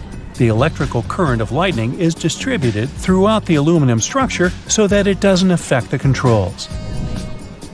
Some people start panicking on the flight. All the windows are shut because the flash of lightning is disturbing for many people who are trying to sleep. One person panics a little too much and tries to open the exterior door in mid-flight. Well, this is almost impossible to do because of internal pressure. You'd have to be a superhero to open it up.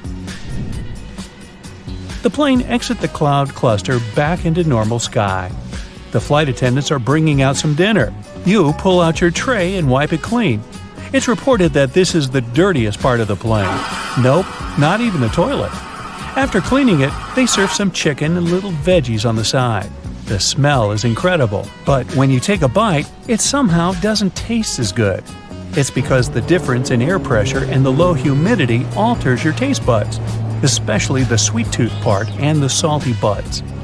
Only a few hours left until you arrive at your destination. You wake up and the flight attendants ask you to put on your seatbelt and tuck in your tray. The plane lands and parks. You're the last one out and make your way to the baggage claim. The conveyor belt rotates, but you don't see your bags. When flights lose your baggage, there's a pretty good chance that they're still in the location where you traveled from. Occasionally, they can end up on other flights due to human error. The flight agencies can recover your luggage if you file that they're missing. You read the signs on the flight destination screen showing the arrivals and departures. These signs are written in 3 specific fonts so that people can read them from afar while walking. As you continue walking, you stare out into the large window panels. These windows are made of special material. It makes you feel like you're closer to your plane than when you look through regular ones. You notice they're driving the bags to the planes for loading and refueling them before takeoff. They fill up the planes with just enough fuel to take them to their destination, rather than pumping them with a little extra. That's because they need the planes to be as light as possible since fuel is heavy. You head outside and feel the hot wind of Hawaii in your hair. It's only a matter of time before you're dipping your feet in the ocean water. You try to find a taxi, but they're all taken. Taxis are yellow because a salesman in 1907 had a lot of cars in his lot and didn't know what to do with them. He decided to start a taxi business to make use of those idle cars. To make them stand out from the rest of the cars, he decided to color them yellow. According to a survey, yellow cars are the easiest to spot on the street. School buses also use yellow to stick out from the crowd. Colors are important in our daily lives, just like the colors of a traffic light or the flashy red color of a stop sign. But it wasn't always red. In the early 1900s, the red dye wasn't consistent and faded over time, so they used yellow instead. In the 1950s, they finally started using a red color that didn't fade away and white lettering for stop. Well, you finally find a cab and enter. You're so tired and decide to shut your eyes for a bit. Scientists still don't know why we need sleep, but it has to do with resting our brains so that we can function for the next day. You get stuck in traffic and are jolted up by the sound of honking cars.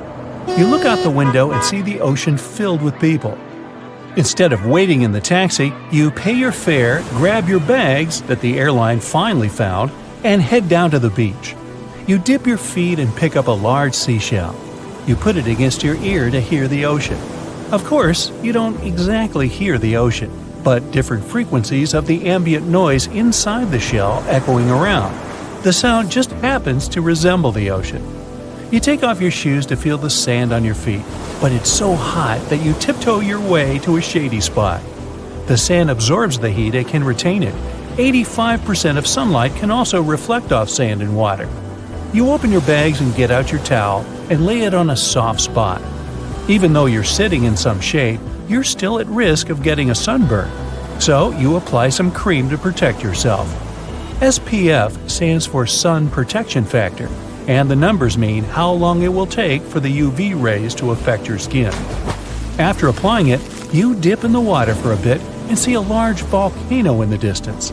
The sand around is somewhat black. This is because Hawaii is located in a volcanic range. The color of the sand is determined by the location, environment, and source. Most of the sand in the world is made up of quartz and trillions of particles that used to be rock. The deserts of the world used to be forests millions of years ago, but due to climate changes, everything turned to sand. Some parts of the Sahara Desert still have some geological formations suggesting that there used to be large rivers in the region. Not to mention the discovery of aquatic dinosaurs found in those ancient dry rivers. You're finally settled and sipping on a punchy drink. You see some people surfing the large ocean waves. Surfing was technically invented in Hawaii and later became a popular water sport worldwide. You hang out for a bit until sunset and then head to your hotel to take a long shower. Water was not invented in Hawaii, although it is surrounded by it. It's, an island.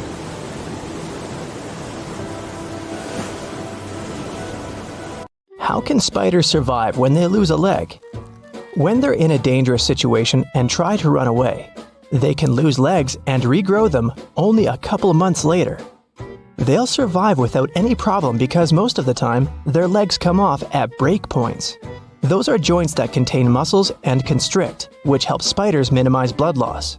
If they lose a leg at the part that comes before the break point, the spider still sheds it, but it will lose more blood. It will be harder for the animal to recover in this case. Speaking of spiders, have you noticed how they sometimes stay extremely still for a long time? They're motionless while waiting for potential prey to land in their web. When moving around, they waste energy and drive unnecessary attention to themselves. Either a hungry bird praying for a quick snack will see it, or a spider will remain hungry because flies will be less likely to come near their web. When spinning a web, they waste a lot of energy. Even after the web is finished, a spider may have to wait for days or weeks to catch something. So, it's important to save as much energy as possible. Hunting spiders are way more active, but the majority of them are nocturnal predators. They spend their days relaxing, tucked away under a rock or in a nest. Roast potatoes can stay hot for a really long time, and this mostly has to do with the fatty, starchy crust that's like some sort of an insulating layer. When you pre-boil a potato, this causes its starch granules to absorb water and swell until carb molecules seep out to produce this type of thick gel. Since potatoes are in the oven, high temperatures drive off moisture. This makes the gelatinized starch on the outside of the potato chunk and creates a crispy crust. This crust traps the heat inside. The fat from the baking tray collects in cracks too, and the heat-keeping structure stays strong. Birds don't get electrocuted while perching on power lines because it's not voltages that will harm them, but voltage differences, and electricity wouldn't flow without them. So, if you see a bird standing on a single power line at, for example, 35,000 volts, the lack of a voltage difference is something that keeps the animal safe. But if it accidentally extends its wings and touches another power line that's at a different voltage, it won't end well. That's the reason why electricity companies make sure there's plenty of space between the cables. Have you ever wondered why airplane pilots won't try to land on grass when the landing gear doesn't deploy? The grass may seem like a good solution at first because it's soft, true. but the surface will neither be smooth nor even. When pressure is high, landing on grass can lead to unpredictable movements and cause issues such as structure formation. That happens because of bouncing and unequal pressure. This can even result in fuel leakage and prevent the doors from opening. Bald heads tend to be shiny, even though the skin elsewhere on the human body isn't. Most of our skin is covered with tiny hairs that give it some sort of velvety peach fuzz look. With male pattern baldness, the hair follicles tend to shrink and turn into skin cells, which means there's no hair there at all. And the scalp is especially shiny due to the sebaceous glands. They produce and secrete some kind of oily matter that protects our skin. Sebaceous glands are located all across our skin, but the scalp has way more of them. So, this oil coats the skin, which is why it turns into a more reflective surface. House cats will rarely meow at one another, but they become chatty with humans, and this could be related to domestication. The process of taming cats and keeping them as pets started nearly 10,000 years ago. Before that, cats were pretty much loners. They rarely encountered other cats, so they didn't even have to use their voices to communicate with each other. Instead, they communicated through their sense of smell, which included things like rubbing against a certain object, for example, a tree. So they didn't even have to come face to face with other members of their species to send a message. And that's how they mostly communicate today as well. But humans don't have such a good sense of smell as cats, so these foxy creatures had to think of a way to send us a message and still get what they wanted from us, which turned out to be meowing. If you're planning a day trip to a desert, for example, the Sahara in North Africa, you're going to want to bring good sunscreen, and a lot of water, of course, but also a snug sleeping bag if you're planning to spend the night there too. Deserts really become cold during the night. In the Sahara, temperatures go from an average high of 100 degrees Fahrenheit during the day to 25 degrees during the night. Such dramatic change happens because of two main factors: humidity and sand. Sand doesn't retain heat that well. When light and heat from the sun reach a desert, sand grains from the top layer absorb heat.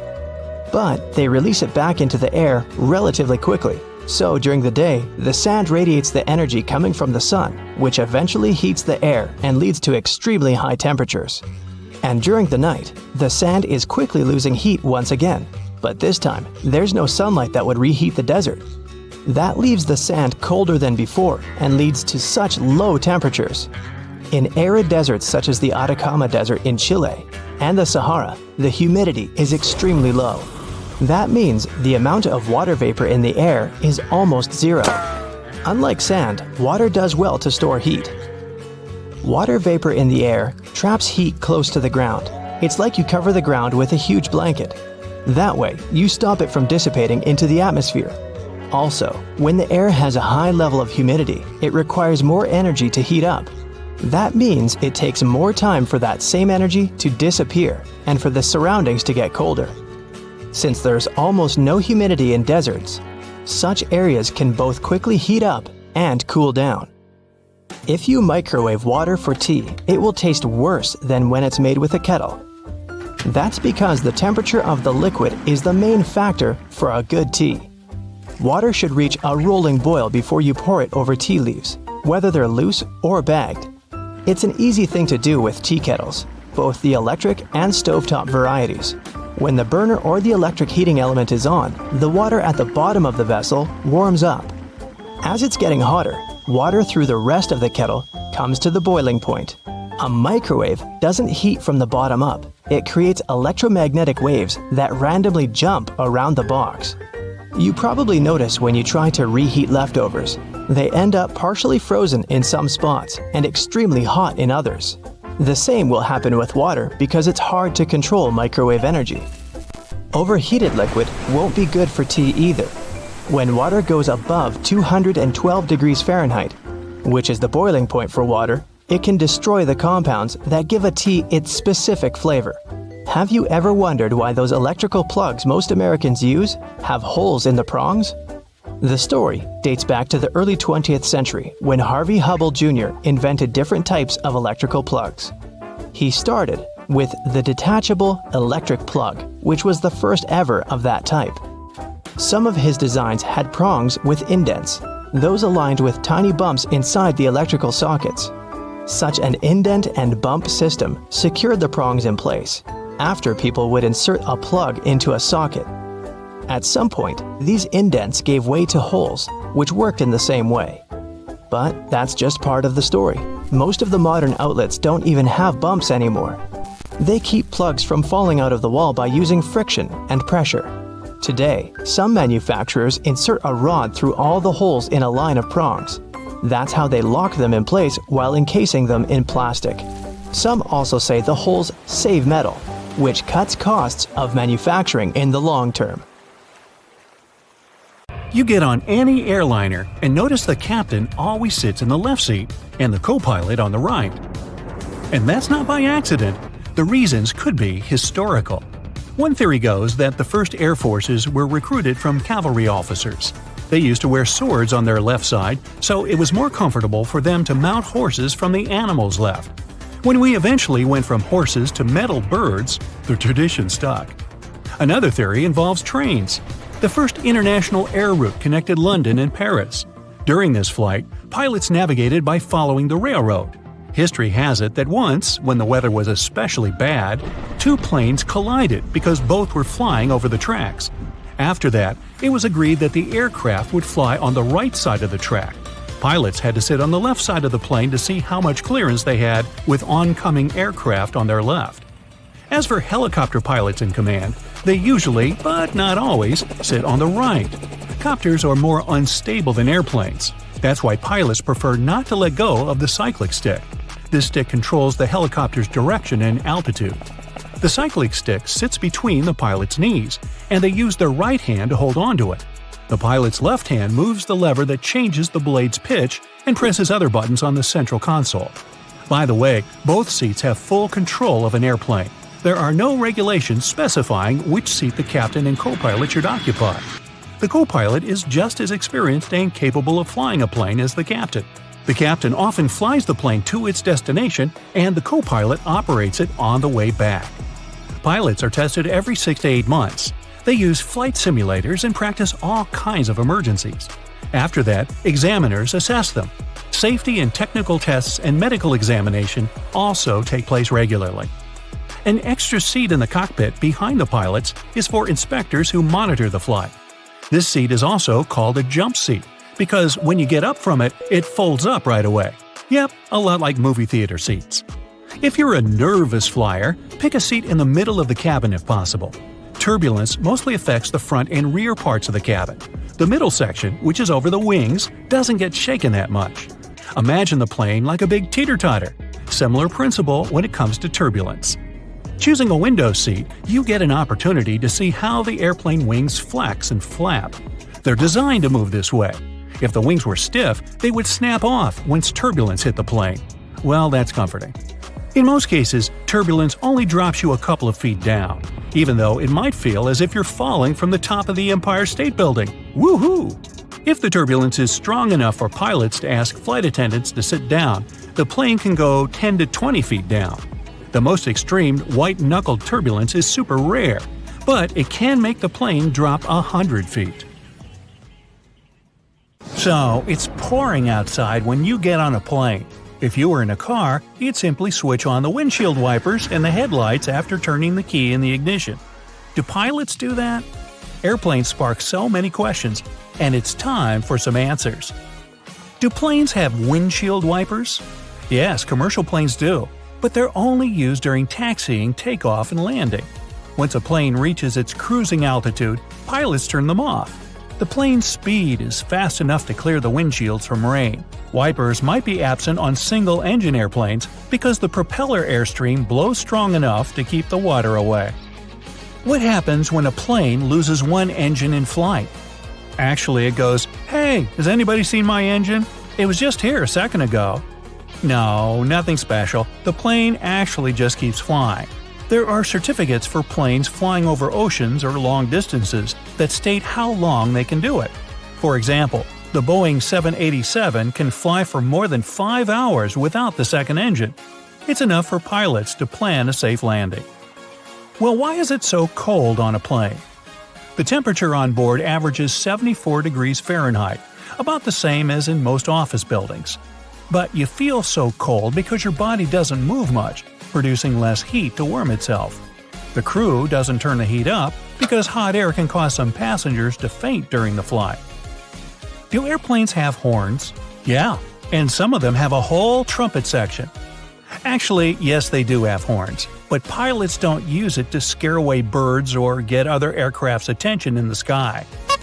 Hey, move over, buddy! Actually, you can hear that high-pitched chime only on the ground when the plane isn't moving, like when an engineer checks something in the cockpit and wants to get the attention of a ground crew member. Why do planes leave white trails in the sky? It happens when the engine burns fuel. It ejects water and carbon dioxide that gets mixed with the atmosphere, and since the air is cold at high altitude and this exhaust is hot, the water condenses and may freeze, creating those white tails. Do airplanes have brakes? Yes, there are multiple disc brakes made of carbon steel material, similar to the ones in your car. But using them only isn't enough to stop the plane when it touches the ground. The braking system also includes different surfaces that slide out of the wings and disrupt the airflow. Can a plane door open mid-flight? The cabin pressure is the force that won't let that happen. If someone tried to do it, they would have to overcome more than 24,000 pounds of pressure, the weight of a ship anchor. Plus, there are lock bolts deep inside the aircraft structure that hold the door in place. What happens when lightning hits a plane? Now, statistics say this happens to every commercial plane about once a year. But the aircraft's metal parts and lightning protection systems prevent electrical buildup. So, in most cases, this leaves a plane with only a scorch mark on its surface. Why don't the seats and windows always line up? Good question. All commercial planes are designed with seats and windows perfectly aligned. But when an airline buys a jet, it often chooses to add extra seats. More seats mean more passengers and more tickets sold. And less of a view and less legroom for you. See how that works? Why do flight attendants touch the overhead compartment? You'd think that they're checking to see if it's closed tightly. But nope, they use a scalloped handrail hidden at the bottom of the overhead compartment for a steadier walk along the aisle. What are those white spiral marks on engines for? Well, since the ground staff wear hearing protection, they can't rely on their ears to decide if it's safe to approach the plane. Seeing that moving swirl on jet engines prompts them to stay away from the area. Why are there holes in airplane windows? Those windows actually have 3 panes of plexiglass. The tiny hole is in the middle one. It helps regulate the huge pressure difference inside and outside the cabin, so the outer pane can handle the load. If the outer pane happened to break, the middle one, even with a hole in it, would still be enough to keep the window intact. That hole also keeps the windows from fogging up. Why are there hooks on the wings? If there is an emergency landing on water, passengers have to step on the slippery wings to use some emergency exits. That's why crew members secure one end of a rope to the door frame and the other to the wing through the hook. Another rope is secured in the second hole, safely leading passengers along the wing to the inflatable slide. Why do the wings have different colored lights? It's for Christmas. No, that red light on the left wingtip, the green one on the right, and the white one on the tail make up the plane's navigational lights. They let other pilots know the plane's position and the direction it's moving in, toward them or away. Do planes have ignition keys? Well, since ignition keys are usually a security measure, most commercial planes don't need them. They're locked in hangars under 24/7 surveillance. To start the engine, a pilot just pushes buttons and turns switches. But smaller private planes, like a Cessna, have ignition keys to start the engine and even locks on the doors. Why are there triangles above the windows? These black and sometimes red stickers let the crew know which window is best to look out when they want to check the moving parts of the wing. If you get motion sickness during the flight, try to choose a seat between the triangles for a more comfortable trip. How can you get extra space on a plane? Well, if you're lucky enough to get an aisle seat, there's a magic button near the hinge under the armrest closest to the aisle. Press it, and the armrest will swing up to the back of your seat. Why are most planes white? Well, this color reflects the sun better than any other, so it helps keep a plane cool. It's also much easier to spot any cracks, dents, leaks, and other faults on the white surface.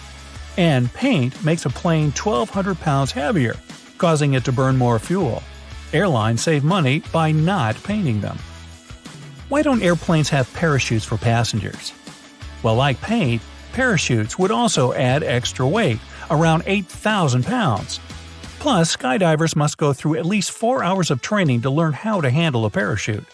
Lastly, jumping out of a plane at 35,000 feet in the air is simply not safe, because temperatures at that altitude are colder than the Arctic, minus 65 degrees.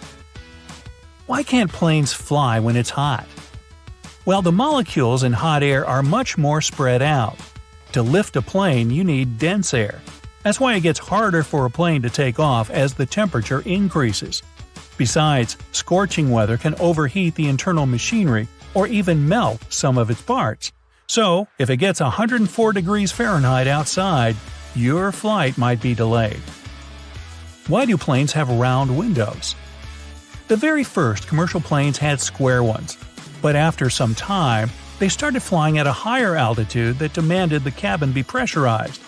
Frequent pressurization and depressurization deformed and even broke windows with corners. They were replaced with round ones since they withstand the pressure much better. How do the oxygen masks work? Very well, actually.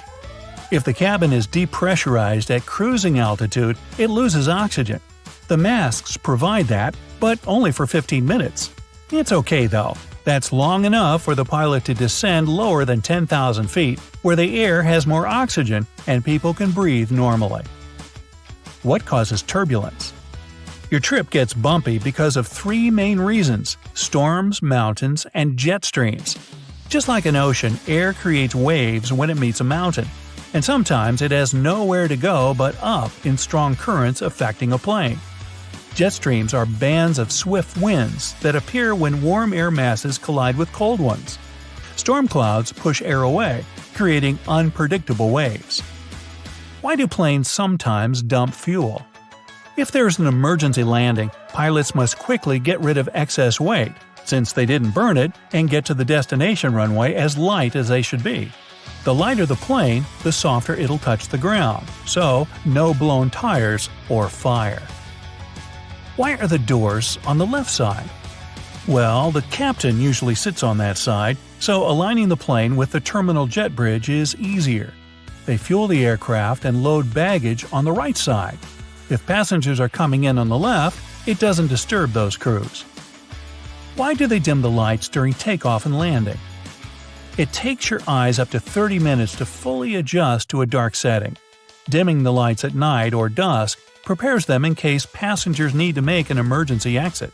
They fade the lights during the day to save some engine power. Why are most plane seats blue? This color is psychologically associated with safety and reliability, so flight-weary passengers feel less anxious. Besides, stains and dirt are less visible on blue seats. Now we know. Many airports have carpets at their gate areas. This nicety usually comes with a few other perks: lower ceilings, comfortable seats, and pleasant natural lighting. All this costs more for airports, and carpets are not so easy to clean as hard floors are, but they create a cozy feeling for passengers waiting for their flight, making them more relaxed. Still, it isn't a gesture of goodwill on the part of airports. According to social research, calm passengers are about 7 to 10% more likely to go window shopping and actually buy something in the lounge area or duty-free zone. So, by investing in the passenger's comfort, airports actually increase their own income. If you ever wanted to know what happened to your baggage while you're on board a plane, the short answer is that airport staff don't actually know once it leaves their territory, and they probably really don't care. Sorry. Baggage is sorted automatically. Scanners scan the barcode and sort the baggage according to its destination. The 3 main tasks of airport baggage handlers are to move your bags from the check-in area to the gate, to move them from one gate to another when you have a connection, and to move your bags from the plane to the baggage claim area. And that's it. So if your luggage doesn't move fast enough, it can be late for your connecting flight, or the exact opposite. Your bag gets to your destination before you do because you're stuck at passport control. Another problem can arise if you forget to tear off any old stickers showing a different destination. In this case, the scanner might send your luggage to the wrong country. Most airports are equipped with giant kitchens where the food for passengers is prepared. These kitchens usually cook food for different airlines at once. And since that oh-so-delightful airplane food must be cooked for about 6 to 10 hours in advance, these kitchens have to work 24/7. And however surprising it might sound, the menu for your flight is developed up to a year in advance. This is a common practice for most airlines because every single ingredient matters and adds to expenses. In fact, one airline managed to save $40,000 after they removed just one olive from every salad they served on their flights.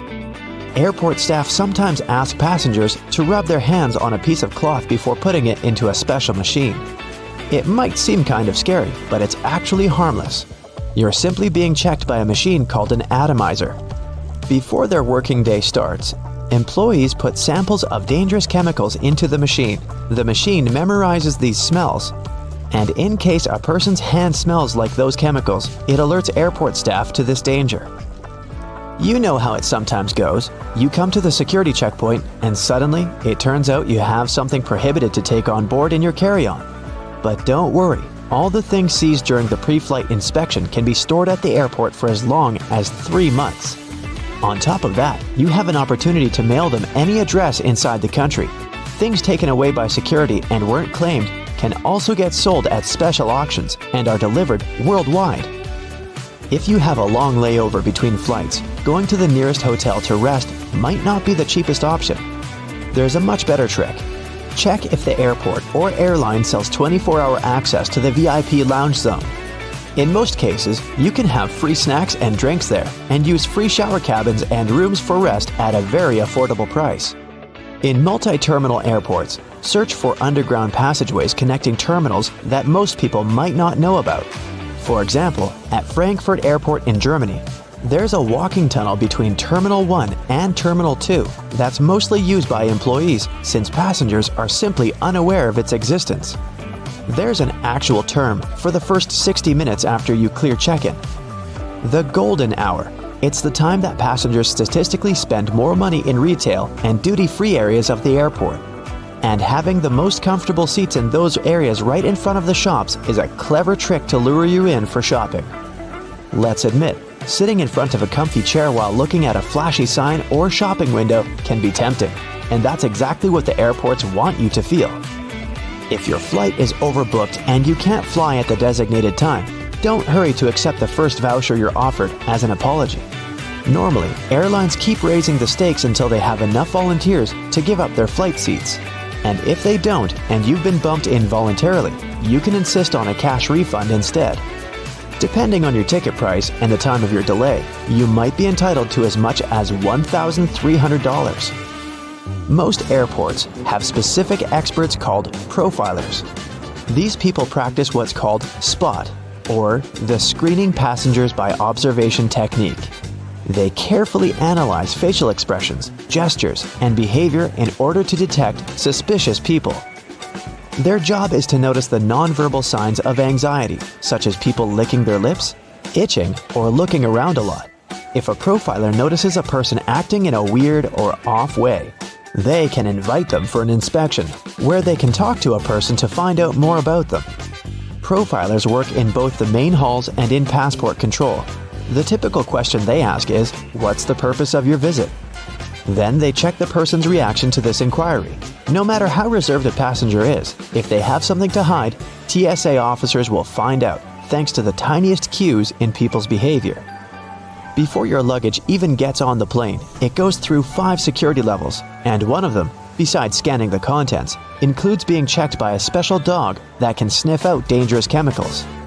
It's a well-known fact that a dog's nose is much stronger than that of any human.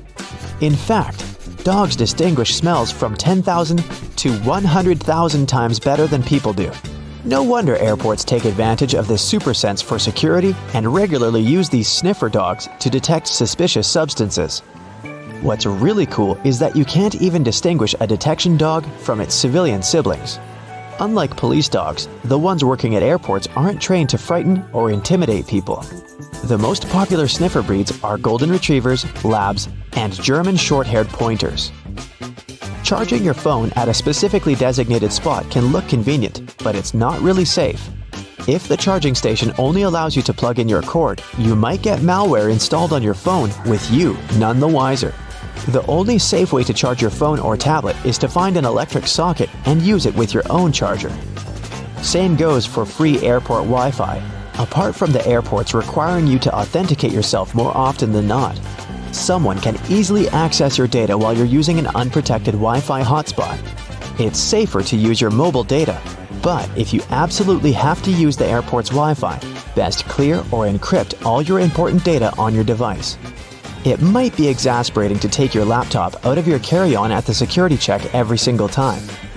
But the airport staff need to have a clear look at your device to make sure nothing is concealed inside.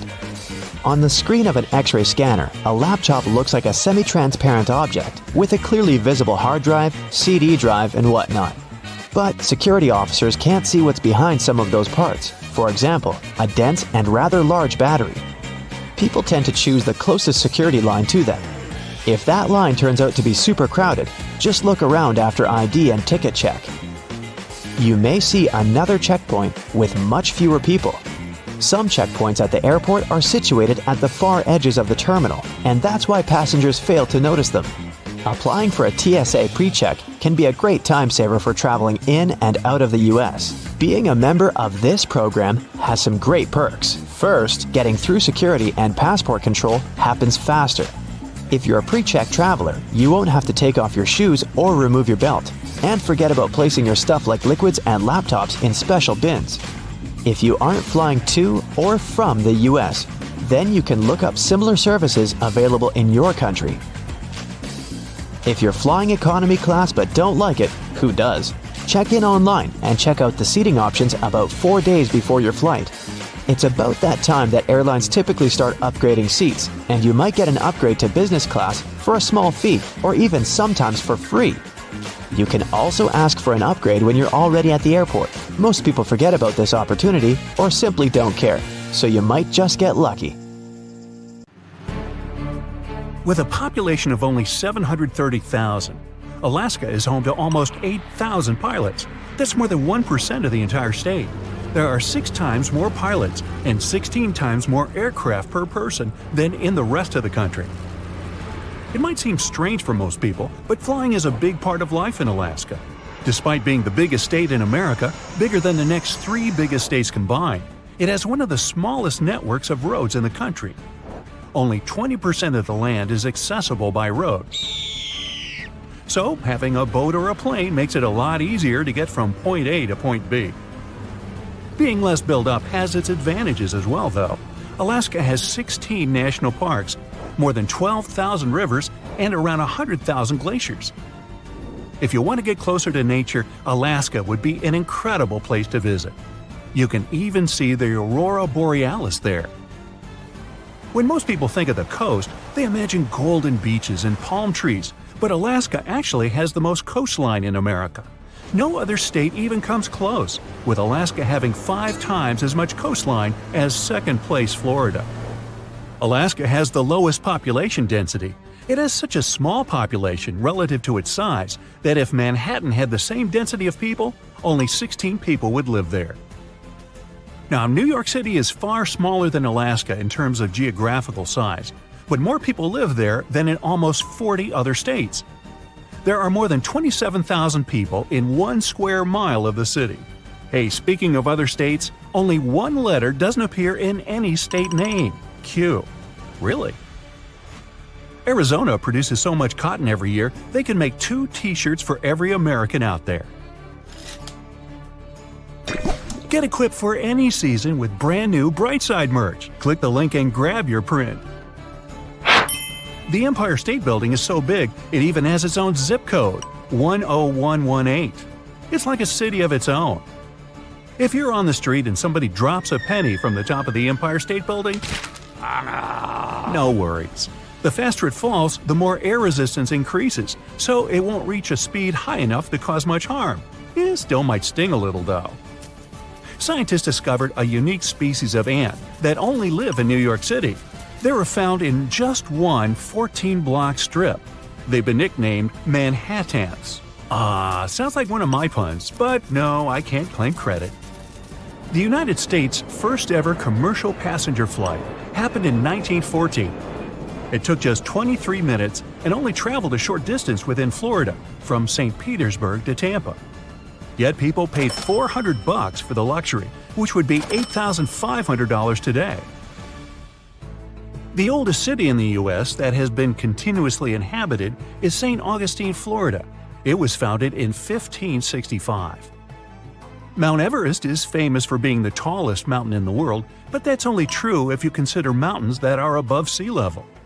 There's a volcano in Hawaii called Mauna Kea that's actually taller if you measure from its bottom at the seafloor.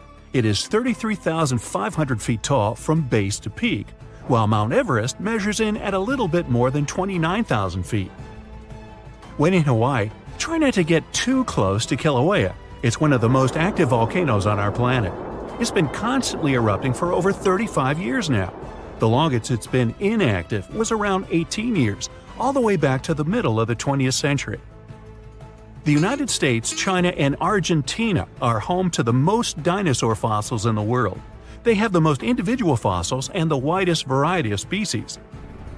Speaking of fossils, Hollywood has been around making movies for more than 100 years, from 1910 to be precise.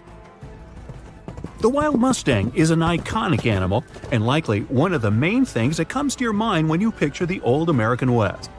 But Mustangs are not native to the States. They were actually imported during the 16th century. In 2019, farmers in the U.S. produced over 13.5 billion bushels of corn. Wow! That amount could fill almost 70 million football fields. Hey, what would happen if we popped all that corn? The Statue of Liberty was gifted to the United States by France. Part of its intended use originally was to be as a lighthouse. It guided ships for 16 years, using its torch that was visible from 24 miles away. The U.S. decided to send a similar gift back and gave France a smaller Statue of Liberty 3 years later. You can still see that one today. It's currently in Paris. There are over 14,000 McDonald's restaurants. But Montpelier, Vermont is actually the only state capital that doesn't have a McDonald's. McDonald's once created broccoli that tasted of bubblegum to make a healthy option more enticing. Unsurprisingly, it didn't work out. The microwave was designed by an inventor named Percy Spencer. His amazing creation was only rewarded with a $2 bonus, $29 accounting for inflation. The USA prints 26 million bills a day. Each note can cost up to 11 cents to produce, mostly in ink and materials. They go through 9 tons of ink per day. The paper money in the U.S. also isn't made of paper at all. It's actually 75% cotton and 25% linen. In Montana, there are more cows than people. Humans are outnumbered almost 3 to 1. An average American spends 4.4 years at every job. If you take an elevator to the top of Chicago's Willis Tower during a clear day, you can see up to 40 to 50 miles away, which means you'll see 4 states: Michigan, Wisconsin, Indiana, and Illinois. In Arkansas, you're not allowed to honk your horn when in front of a sandwich shop. True? This one probably tops all these strange laws. In Georgia, it's illegal for a chicken to cross the road. Well, so much for that joke. Meanwhile, in Connecticut, you can't cross the street walking on your hands. When you're in Baltimore, Maryland, you can't bring your lion to the movies with you. If you're tired of seeing giant billboards on the side of the road, you should go to Hawaii. They banned billboards in 1920. The U.S. is in the top 10 countries in the world when it comes to biodiversity. 3/4 of the world's tornadoes happen in the U.S. Gee, aren't we lucky? The Florida Everglades is the only place on the planet where crocodiles and alligators coexist. Alligators have shorter and more rounded snouts, while crocodiles have long, pointy snouts. When an alligator shuts its mouth, you won't see its teeth. But when a crocodile does it, its back teeth stick up over its top lip. Frankly, I don't want to get close enough to confirm that's true. Lake Superior is the world's largest freshwater lake. It's so big that if you emptied it out, you could cover the entire landmass of North and South America under a foot of water. Americans built the Hoover Dam to control floods, produce hydroelectric energy, and for irrigation water.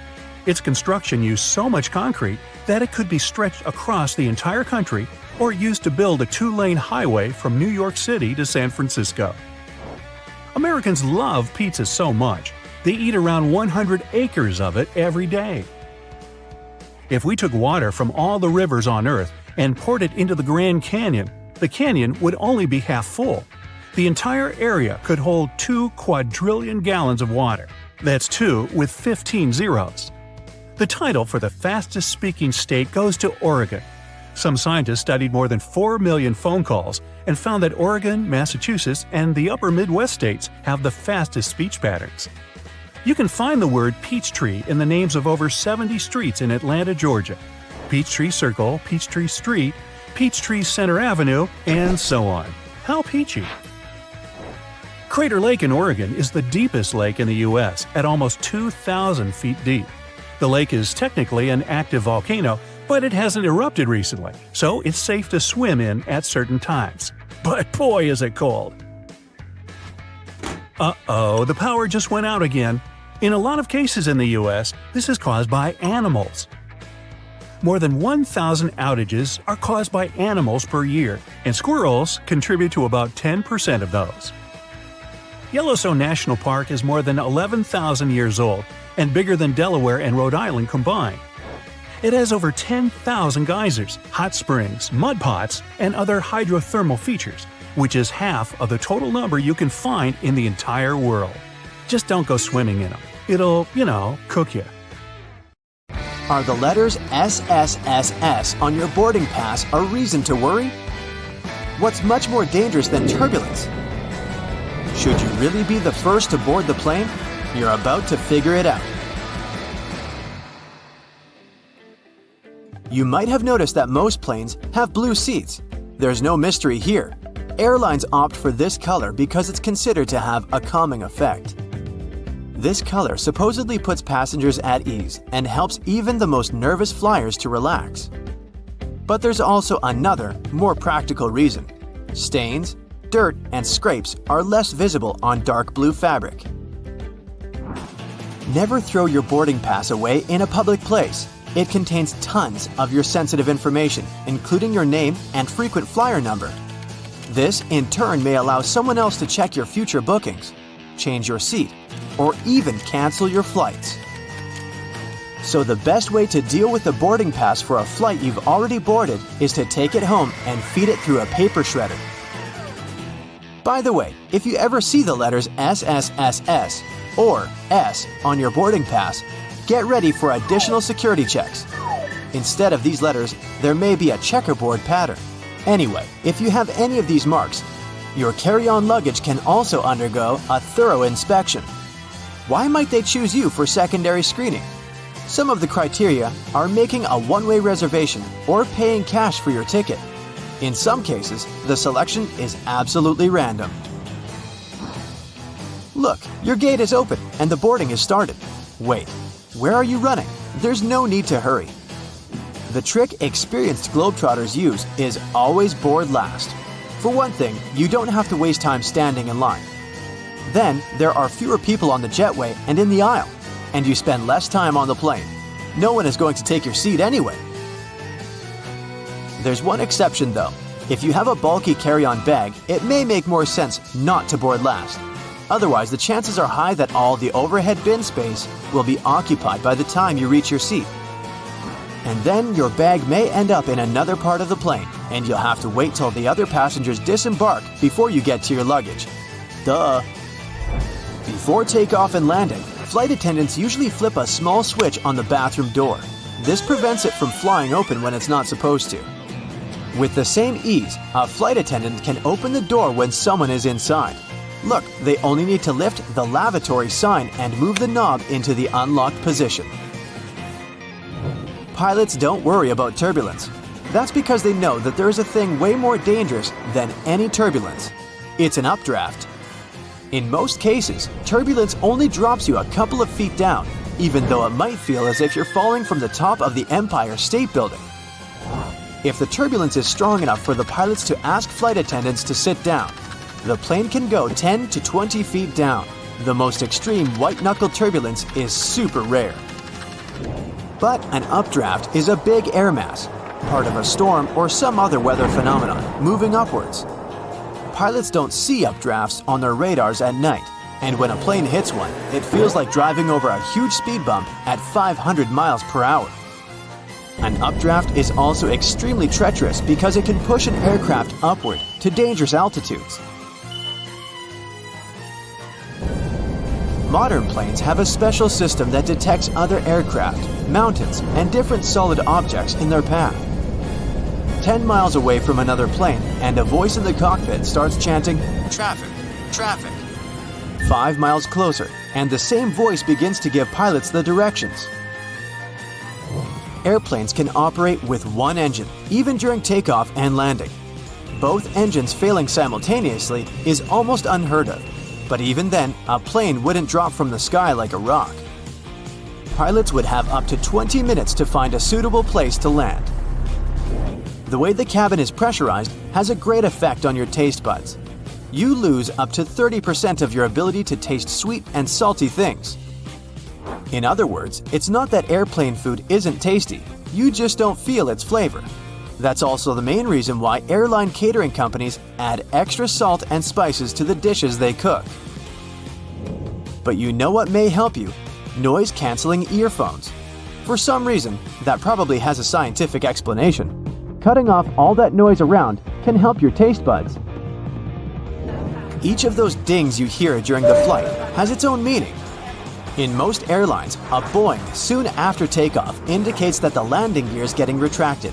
3 dings in a row means more urgency than just one. A high-low ringtone informs crew members that their colleague needs them in another part of the plane. 3 low chimes means some serious turbulence ahead. Crew members are supposed to put away meal carts, take their seats, and fasten their seatbelts. If you're a nervous flyer, pick a seat in the middle of the cabin. Turbulence mostly affects the front and rear parts of the cabin. The middle section, which is over the wings, doesn't shake so much. Pilots and co-pilots eat different meals. The reason for this precaution is very simple. Imagine both pilots having the same dish and getting food poisoning. In this case, neither of them will be able to control the plane. If they still want to have the same dish and won't agree to have anything else, there's a safety net. Pilots don't have their meals at the same time. If one pilot ate the dish and still feels okay several hours later, the other pilot can brave their meal as well. What would you say when asked about the filthiest place on a plane? Nope, that's not the toilet seat. It's not even in the bathroom. Flight attendants warn that you should be particularly careful with headrests, seat pockets, tray tables, and seat belts. Experiments have shown that 1/3 of all seat belts have yeast and mold on them. Most tray tables are covered with bacteria. Seat pockets are extremely filthy too, but headrests are the dirtiest of them all. In most cases, flight attendants don't have enough time to change or disinfect them in between flights. If your captain announces they're finishing some paperwork, it means they're busy revising the flight itinerary or waiting for the ground staff to prepare the flight logbook. That's a journal that contains the official record of a journey. Some places, especially those flying long distances, have secret bedrooms for crew members to catch some shut-eye. These bedrooms, called crew rest compartments, are located either at the back of the plane or behind the cockpit.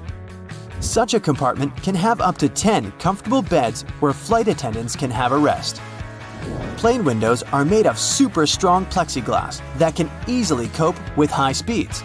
And the window panes are shaped in a special way so that the high pressure inside the cabin pushes them against the aircraft body. In other words, plane windows are very unlikely to get broken. Once upon a time, plane windows were square, but the pressure built up in the corners of such windows, making them ultimate weak spots. This means that each square window had 4 weak spots. This made them likely to crash under the enormous stress of high altitudes. Luckily, making airplane windows curved solved this problem once and forever. Such a shape distributes the pressure and reduces the likelihood of cracks or any other damage. Planes regularly get struck by lightning, at least once a year or once per 1,000 hours of flight time. These days, it's totally safe. The electric charge simply runs through the aircraft's aluminum shell. It doesn't cause the plane any damage. But did you know that airplanes not only get hit by lightning, but they also trigger it? When an aircraft is flying through a cloud, the friction between its fuselage and the air creates static electricity. Sometimes it can cause lightning. Now, flying has long become routine for many people. But even frequent flyers sometimes don't know about things you should never do on a plane. Ooh. No bare feet on a plane. It's one of the biggest no-nos of air travel. Even if we omit the topic of unpleasant odors. Phew. The airplane floor is extremely filthy. People with contagious foot problems might have been walking the aisles barefoot before you. There's likely to be a lot of dirt left after previous passengers. And don't even get me started on the floor in the lavatories. Ew. If your feet need some freedom, take off your shoes, but at least wear your socks, or bring along a pair of light slippers. Keep in mind that the pressurized air in the passenger cabin is just as dry as it is in the Sahara Desert, with only about 20% humidity. That's why your skin may feel discomfort after a flight. But wouldn't it make more sense to install several humidifiers that could add some moisture? But this extra load would cost airlines lots of money. Plus, the plane's airframe is mostly made of aluminum and other metals, and humid air could lead to corrosion. So, don't forget to bring a moisturizer and use it during the flight. Always secure your tray table as soon as the plane starts moving on the tarmac, and never lower it during the takeoff and landing. It's a security measure, which ensures that you and the other passengers will have a clear pathway in case of an emergency evacuation. Also, keep your seat in an upright position during takeoff and landing. First of all, a reclined seat can seriously slow down an emergency evacuation, since it will block a person sitting behind. What's more, the more backward you're leaning, the harder it is to get into the brace position during an emergency landing. Now try to avoid snoozing during or right after takeoff and landing. For one thing, it's not the best thing for your health. The main problem is that the air pressure inside the cabin changes very quickly during these phases of the flight. This, in turn, affects the air pressure in your ears. It's important to be alert during this time to relax and open up your ears, for example by yawning or swallowing frequency. Chewing gum works for me. If you're sleeping, you can't do this, which can lead to permanent damage. And of course, there's a safety issue. Most accidents happen during takeoff and landing. If you're sleeping during these stages, you might not be alert and conscious enough if an emergency happens. Now, this next recommendation comes from the EPA, the Environmental Protection Agency. According to them, you might want to skip on hot drinks on a plane. The water used to make tea or coffee doesn't come from bottles, it's regular tap water. And water tanks on airplanes are often old and full of bacteria. In 2004, there was a study which found that more than 12% of water samples contained harmful bacteria. But if you still decide to have a cup of hot beverage on a plane, never pour coffee or tea on your own. Flight attendants are trained to handle this task in crowded aisles of a moving airplane and won't accidentally burn you or other passengers. Now, it's probably better if you don't order Coke on a plane. The cabin pressure, so low up in the air, causes a lot of foam. For apparent reasons, flight attendants don't want to serve you a cup filled with froth. That's why they'll fill only half the cup, then wait for the bubbles to settle, and then finish pouring. That can take ages. Keep your air vent open. This way you'll minimize the spread of germs. Planes have high-quality air filters. They'll catch up to 99% of all airborne germs, so you should be safe there. But make sure to wipe that tray table. With 8 times more bacteria than the toilet flush button, it's the dirtiest place on board. Another thing you should avoid is leaning your head on the window if you have a window seat. You never know who occupied your seat before you, and, in any case, the glass is likely to be covered with germs. Say no to backless sandals and high heels on a flight. I do. There are very serious safety reasons for such a request. The first is that both these types of footwear make it very difficult to evacuate the aircraft fast. If you wear high heels, you will anyway have to leave them behind in case the crew is using emergency slides during an evacuation. The heels are very likely to damage the slide, so off they go. Now ask yourself, do you really fancy running away from the airplane barefoot? I'll answer that for you. Nope. Instead, wear sturdy shoes with a solid sole. In this case, you won't find yourself standing on the hot tarmac or in the weeds without any footwear at all. Don't stuff heavy objects into overhead compartments. Your things may not stay inside during severe turbulence, and while falling out, they will injure you and other passengers. Ow! That's why, if it feels difficult to lift something into the overhead compartment, better put it under the seat in front of you or elsewhere. Now, don't blame the pilots for the hard landing. When you experience it in bad weather, it might be intentional. If the runway is covered with water or snow, the plane has to touch down hard in order to break the water layer and prevent aquaplaning. Otherwise, the water can perform the role of a lubricant, and the plane won't be able to brake or respond to any control. Deploying an emergency slide when there's no emergency is a very bad idea. It can cause hour-long delays and cost airlines thousands of dollars to pack the undamaged slide back into its container. Why would someone do it? Apparently, some think it'll help them get off the plane faster. Well, they're an idiot. Don't be one yourself. Just keep in mind that it doesn't work this way. Don't ignore the instructions of the cabin crew to open window shades during takeoff and landing. This way, flight attendants can see what's happening outside, assess the situation, and act fast, organizing the evacuation. For example, if there's a fire outside one exit, they will redirect passengers toward another door. Avoid carrying spray deodorants or shaving cream in your carry-on baggage. Both these things tend to explode mid-flight and therefore aren't allowed on board the airplane. A much better idea is to choose stick deodorants. You also mustn't keep power banks in your checked luggage, and if you want to bring one on board, its capacity shouldn't be more than 20,000 milliamps. Besides, you shouldn't use them during the flight since they might catch fire. In general, lithium batteries are safe to use, but since they're high energy, they can catch fire if they're not treated with care, misused, or if there's a manufacturing fault.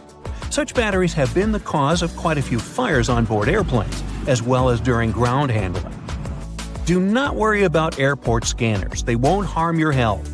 Otherwise, airport employees wouldn't be able to stay near them without special clothing. Even when you're passing by a baggage scanner, the risk is minimal. And the last one, don't act like a jerk on board. Behave yourself. I know you will. Also, never try to land a plane on your own. Nah, don't laugh, I'm not kidding. In movies, they often show us that something happens to the pilots and they can't land the plane. And that's when the main character, a very skillful person, starts their game. Unfortunately, it's close to impossible to do it in real life. Even if a person is a genius, is fond of computer simulators that match the real model of an aircraft 100%, and is ready to follow all the instructions from the ground, they're likely to fail due to one simple aspect: stress. It is true that there have been cases throughout history when amateurs landed smallish private planes after the incapacitation of a pilot. However, there has never been a case of a non-professional pilot landing a commercial passenger airplane. It's only in the movies. The plane rumbles into life and is soon roaring down the runway. You look out the window and your heart is racing. How exciting to be going on a holiday, finally. It's only once you're above the clouds at 35,000 feet that you get up for a stretch. You look down the aisle and notice that the cockpit door is open. To your growing horror, you notice that it's completely empty. The pilot's either napping somewhere, gone for a comfort break, or there's no one flying this thing. You ask the flight attendant, who tells you the truth. The plane is fully automatic, and there's nothing you can do. Self-flying planes are no longer the stuff of science fiction. They're already here. Many companies say pilotless passenger flights are simply a case of not if, but when. The issue is convincing the general public that they're safe. Some don't realize that once the seatbelt sign has been switched off, your typical passenger jet is likely flying by itself already. The autopilot can even climb, descend, and turn as instructed. We've already been flown about by an automated system. We just didn't realize to what extent. A commercial airliner can already land itself, though it's tricky to set up. Presently, 2 well-trained pilots are still required to be in the cockpit, for now. Many companies, such as Merlin Air, have been testing small 2-engine planes to auto-fly in the Mojave Desert. Airbus performed its first fully automated takeoff in December 2019, though there were 2 pilots in the cockpit, just in case. Some companies are developing hardware and software to retrofit older planes. The aim is to replicate everything a pilot can do via a set of computer systems. The barrier, they say, is human rather than technical. Old-fashioned lack of trust. The technical term for fear of flying is called aviophobia. It affects millions of people, up to 40% of all flyers. They're still flying, but they're just not particularly happy about it. Between 2.5% and 5% of the population are so anxious they won't fly at all. And yet, statistics continually reveal that flying is one of the safest means of travel, with nearly 95% of transportation fatalities in the US occurring on the roads. If you were to fly 500 miles every day for a year, the fatality risk is still only 1 in 85,000. Or, to put it in simpler terms, for the average American, the risk of a serious accident is just 1 in 11 million. There are much higher odds of being struck by lightning. Companies may be well served by offering breathing exercises and other strategies to make their customers feel more comfortable. It's surprising that airlines haven't already implemented a variety of programs to make travelers feel more relaxed. After all, many of these air accidents are caused by human error. Being automated may be a safer option. Then there's the other argument that it takes humans to create the automated systems. There's no doubt, though, that fully autonomous aircraft will soon be with us. As the population grows, our cities expand, and there will be more need for faster and more efficient travel. Many people will be reliant upon flying taxis to bypass hectic environments. They already exist. Not only can they cover short distances, but potentially thousands of miles. They can cover the same distance that a car can in a quarter of the time. They're much like helicopters in that they're capable of vertical takeoff and landing, known as VTOL, making them able to land and take off from almost anywhere. They will also be built of quieter mechanisms to keep noise pollution down, better than a train rattling past your bedroom window. They also use electric propulsion systems, which will keep emissions low. No endless traffic jams and mouthfuls of fumes. The difference with air taxis is that there's no pilot, with the destination locked in from the beginning. The challenge for designers is how to operate in environments with numerous structures, such as buildings and bridges, and how to navigate moving obstacles as well, such as other aircraft and even flocks of birds. Tackling a variety of weather conditions, too, can also make for complicated and even dangerous possibilities. Superstorms, dust storms, snow, wind gusts, and even tornadoes can pose real problems. It's not like you can instruct your cabbie to take a different route. Or will we be able to do just that? Perhaps we could verbally tell the system to divert from its projected pathway. This is the same situation for planes, particularly in terms of weather and air turbulence. There is still much more work to do. Air taxis can only accommodate a limited number of people, though it's projected that short-range flights could carry up to 14 people. There is so much confidence in these vehicles that a startup company, Skyports of Melbourne, Australia, want to start operating a large-scale nationwide air taxi base by 2025. Other large corporations are also in the air taxi race, such as Boeing, Airbus, and Toyota. With larger planes already capable of pilotless flight, you may be wondering, why isn't this happening already? People will surely get used to it. Well, there are a few obstacles. There are regulations that are yet to be drawn up. Business people are already saying that regulators are falling behind, and that air taxis alone could be a multi-trillion-dollar industry within just 2 decades. Not all experts agree that the technology is reliable. Some pilots have also stated that automatics can malfunction and that someone must be there to take over. They also point to weather events that cannot be predicted and require the speed of human intervention. You could also argue that the pilots are going to say things like that because, well, they don't want to lose their jobs, and who can blame them? Yet they're not wrong. The Boeing 737 MAX, for example, was grounded in 2019 after two well-known crashes, one in Indonesia and the other in Ethiopia. The reason, in its simplest form, was due to flaws in the flight stabilization program. Incidents such as these only reinforce the fear. While pilots rightly say they've had to intervene when computer systems don't function correctly, in return, there's been documented crashes because pilots did not trust their systems and ignored warnings. There's also a very important factor to take into account. Research has suggested that without pilots, airlines could save $35 billion a year, and that's a lot of motivation. Regardless, the industry is changing, and there's increased development every year. Sophisticated sensors, improved cameras, self-assessing systems. Despite these advances, though, basic questions are yet to be fully answered. What would the automatic pilot do if there was an emergency? Could it automatically scope out a place to land safely? Could it put out a distress call? And how would it communicate with air traffic control?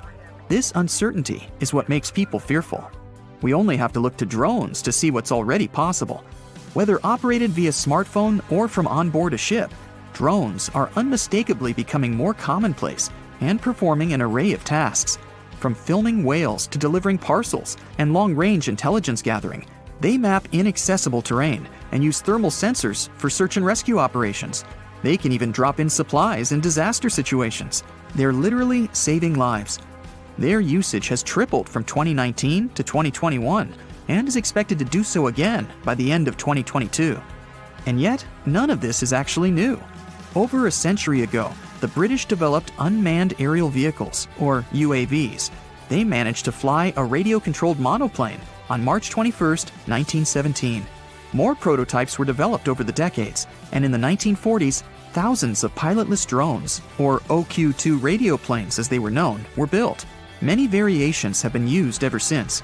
Model enthusiasts have been using radio-controlled toy planes for decades. Drones continue to grow in popularity due to their high level of convenience and effectiveness. For these reasons and more, the technological advancements continue at breakneck speed. And yet, their full potential has not been reached, not by a long shot. If drones can be used for such extraordinary means, imagine what pilotless planes could do. The sky is literally the limit. While many are still fearful, people have already been flying for well over 100 years. The technology is there. It's whether the public is ready, in a manner of speaking, to take the leap that counts. Airports are some of the most visited and, at the same time, mysterious places out there. So, let's see what's going on behind the scenes and what secrets airports hide. At some airports, there are special people called profilers. Such people bring to life a special program called SPOT, Screening Passengers by Observation Technique. They analyze your mimics, gestures, and behavior in order to detect suspicious people. Their job is to notice nonverbal signs of anxiety, people licking their lips, itching, or looking around a lot. If a profiler notices a person acting in an unusual way, they can invite them for an inspection. There, they talk to this person, trying to find out more about them and confirm, or not, their suspicions. Airport agents might also be watching you all the way from the security check to your gate. Some airports have facial recognition scanners that can easily track you. They're equipped with special software that compares passengers' faces with their IDs. Keep in mind that if you don't charge your laptop before the flight, it may be confiscated. It's not uncommon for an airport security officer to ask you to power your device up. If you fail to do it, your gadget can be taken away for an additional check. For safety reasons, it's crucial to make sure that it hasn't been tampered with or modified in a way that can cause harm during the flight. Packing an electric brush in your check-in luggage may land you in trouble. Brushes produced by some brands have lithium batteries inside, and those can potentially lead to serious problems in the air. That's why leaving your electric brush in your checked suitcase isn't an option. But you're allowed to store them in your carry-on bag. At the same time, if your device runs on AA batteries, you can put it wherever you want. Anyone who's ever traveled by plane knows about the no liquids rule, but not everybody knows that this rule also applies to peanut butter, toothpaste, creams, lotions, liquid makeup, lava lamps, snow globes, some kinds of medications, deodorant, and even gel shoe inserts. Now, let's go outside for a while and look at those landing spots. Airports charge airline companies huge fees for landing on their runways on certain days and at particular times. But the most interesting thing is that the landing spots can be bought and sold. For example, in 2016, Oman Air paid Air France around $75 million for one early morning arrival slot at London Heathrow Airport. You must have noticed that airfare has increased over the past decade. That's because of the extremely high prices of landing slots. Dispatchers don't only control the planes in the sky, as you can often see in the movies, but they also look after their movements on the ground. They also control the lighting on the runways. There's 3 types of air traffic controllers: en route, terminal, and tower. Each of these dispatchers has their own area of responsibility. One dispatcher has about 5 monitors, and the information on them is constantly changing since the monitors show weather conditions and information about other planes. You know how it sometimes goes. You come to a security checkpoint, and all of a sudden, it turns out you have something prohibited in your carry-on. But worry not, you still have a chance to save your favorite penknife. At some airports, there are on-site postal services, and you might have an opportunity to mail your belongings to any address you provide. But the mailing fees are pretty high, plus certain items are prohibited, and the postal service won't deliver them. Airports can be selling your lost luggage right now. Of course, I don't say that there's no chance for you to get back your suitcases that's traveled to a different destination, but just as likely, you might not see it again. In this case, an airport has the right to sell your misplaced belongings at an auction. Most airports have an annual lost luggage sale. After paying an entry fee, you can bid on electronics, clothes, bags, and other stuff. While flying, you might have a celebrity on board, but you won't know it. Large airports have separate check-in and security procedures for celebrities.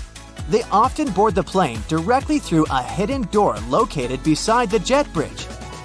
Some airlines also use cool cars to transfer VIP passengers from the terminal building to the plane.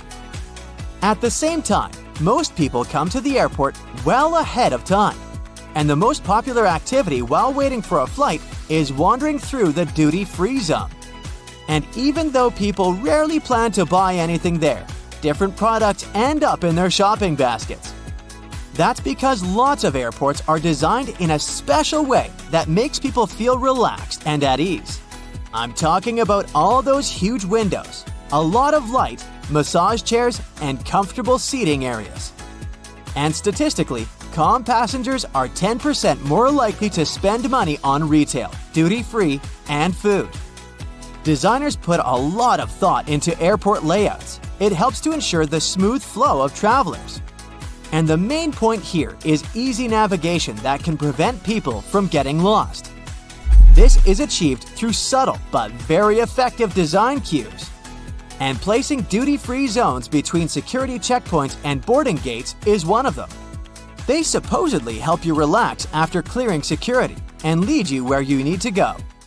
But speaking of food, a celebrity chef restaurant at the airport might not be as good as it would be if you were visiting the real thing. Not chefs themselves, but special restaurant companies are responsible for airport outlets. One of the reasons is the extremely strict security that surrounds airport deliveries, including food. You may still have a nice meal, but it won't be the same.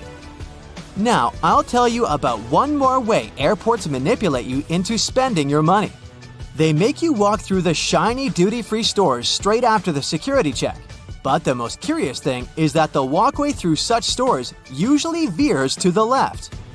That's done because most people are right-handed, which means they use their right arm to pull their luggage and are more likely to look to the right while passing through the stores. And the duty-free zone veering to the left leaves more space on the right, where passengers are more likely to look. Oh, and have you ever noticed how many mirrors there are at airports? Mirrors are strategically placed there to make airports appear larger and create an illusion of more space. This in turn helps to reduce the feeling of claustrophobia and makes the airport experience more comfortable for travelers. If you have an opportunity, don't exchange cash at the airport. You'll never get a good rate there. Those who didn't buy local currency in advance can instead order it online and collect it at the airport. Some services only need a few hours' notice for such an order, or it might even be better to use an ATM to withdraw some cash at your final destination. Now, have you ever paid attention to airport codes? The most often used are 3-letter codes. Why this number? Back in the 1930s in the USA, pilots used the National Weather Service's 2-letter city codes to refer to airports. But soon, the number of airports in the country outgrew the number of such codes. That's why airlines expanded this system by adding the 3rd letter. It was usually X. That's how LA, Los Angeles, turned into LAX. But even though there shouldn't be 2 airports with the same code, some of these codes sound so similar you could easily mistake one for the other. For example, look at this airport with the code CGP in Bangladesh. And here we have CPG. It's the code of an airport in Argentina. It's dangerously easy to fly to the wrong place, so pay attention.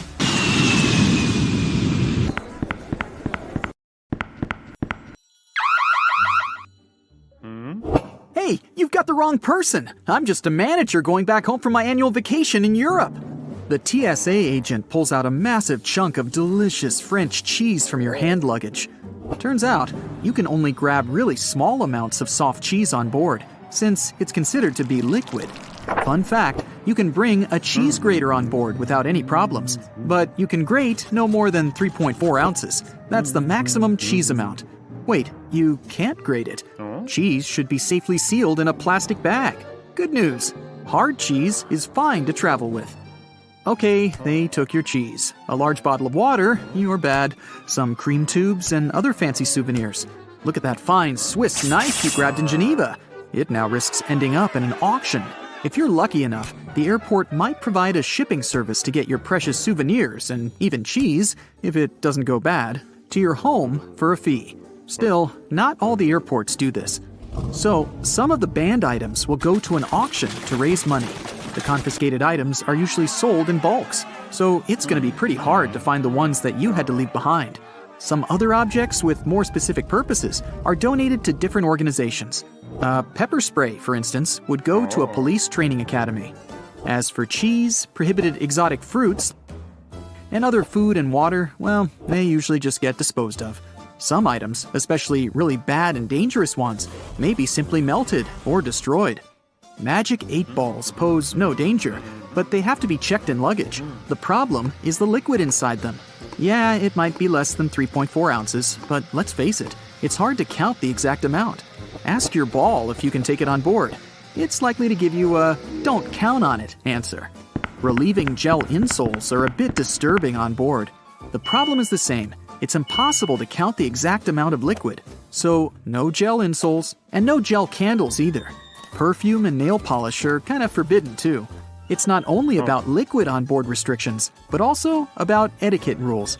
Some passengers may simply be allergic to their smell. Plus, they're flammable.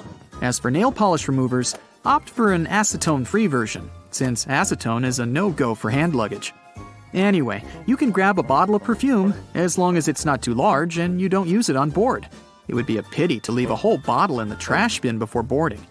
Still, you can sneak in the plane with more than 3.4 ounces of your favorite cream, claiming it's some medicine that you really need. But you do need to notify the airport beforehand. A bit weird, but it works. Sometimes. In case you need to check your body temperature on board, make sure your thermometer is electronic. Mercury ones are strictly forbidden. Who's going to pick up all the mercury balls if you accidentally drop it? Bowling pins are a no-go for hand luggage. Seems like the aircrew doesn't want anyone to have fun and play bowling in the aisles during a long and boring flight. No, it's all about our safety. They just think bowling pins might hurt someone. No sports equipment is allowed, be it a fencing foil, a bat, or even darts. Darts are sharp, and no sharp objects are allowed on board. Such items should travel in check-in luggage, unless you want them to end up in an auction. If you're into handmade things, and a transatlantic flight gives you enough time to knit a scarf or a pair of socks, opt for plastic or wooden knitting needles and wrap them carefully so as not to cause any damage. Those made of metal will probably be disposed of by melting, and they don't deserve such a fate. Snow globes, as with any other object containing liquid inside, aren't allowed through security.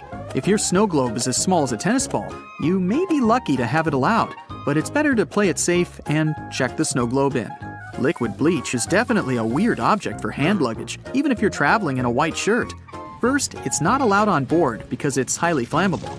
Second, a brand new white shirt doesn't seem to be the right choice for a flight.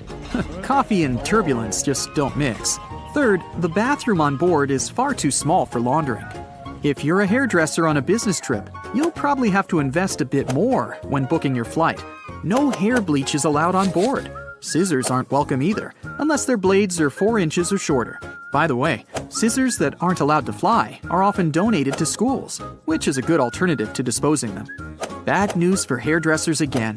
Due to a gas cartridge that's filled with butane, cordless curling irons aren't allowed on board. Good news, electric curling irons are completely fine and safe. If you're an artist, you must have already struggled with security rules. You don't want your paint to get frozen or ruined in the luggage section, so you'll surely want to bring it on board. Security may be okay with your oil paints as long as they're under 3.4 ounces, but there's no way you can grab your extremely flammable turpentine. Now, in case you don't enjoy food on a plane and failed to order a meal on board beforehand, you can take any pan or pot on board and cook it yourself. No, you can't cook, and you can't grab a cast iron pan either. They're quite heavy. That's why they're likely to be dangerous. If a TSA agent confiscates it, it won't end up being donated to a local kitchen. It'll probably be melted. If you want to have some fresh smoothies while flying with fresh fruit that are allowed on board, like an apple or a banana, bad news for you. Blenders are allowed only in case you remove the blades, so technically it's not a blender anymore. Hey, here's when you need that cheese grater. English Christmas crackers can make a wonderful atmosphere of joy and happiness during Christmas holidays, but it brings nothing but a mess on board. It makes a cracking sound when pulled, which can frighten other passengers. They are not allowed in checked bags, just like party poppers and sparklers. High heels and thick soles aren't prohibited, but they do cause some problems. If you're wearing one of these, you may be asked to take them off to have them scanned. Sure, there are some plastic shoe covers, but these airport floors are swarming with germs. Wedding dresses are a bit of a problem too. Some dresses just don't fit in the X-ray machine, so they might need to be double-checked. All the fans of camping, beware. You probably want to check in a lot of luggage required for your trip, so make sure you check in the tent pegs too. Though, if you travel light with a carry-on backpack only, you'll probably need to buy some when you reach your destination. Since they're sharp objects, tent pegs are not allowed on board. It's hard to imagine anyone having a drill inside their 5-pound carry-on luggage. But anyways, these are not allowed. So if you're a creative person who wants to bring a drill home as a vacation souvenir because magnets are lame, you'll have to check it in.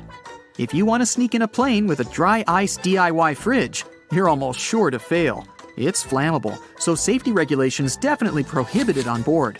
You can bring up to 5.5 pounds of dry ice, but airline permission is required. Anything with an uncovered blade is not allowed through security. Instead, a disposable razor or cartridge blades can be taken on board. Box cutters and knives, with a teeny tiny exception of a smooth butter knife, should be in checked luggage. Soap bars are allowed on board, but don't panic if a TSA agent wants to double-check your bag after scanning it. It just may look a bit odd on the screen and mislead them. Liquid soap, instead, follows the universal liquid rule. Rules for batteries may vary. Spillable batteries are allowed neither in carry-on nor in checked luggage. And lithium batteries also can't be carried on board, only because if damaged, they can cause a fire. Okay, you travel with your Mr. Scratchy, and yes, a laser pointer is your furry friend's favorite toy. But you gotta make do without it this time, buddy. Laser pointers are not allowed in carry-on nor in checked luggage. A walking stick can be used as a mobility device and then let on board, but surprisingly, TSA may prohibit this item sometimes. Play it safe and notify your airline in advance. Bon voyage! That's it for today. So hey, if you pacified your curiosity, then give the video a like and share it with your friends. Or if you want more, just click on these videos and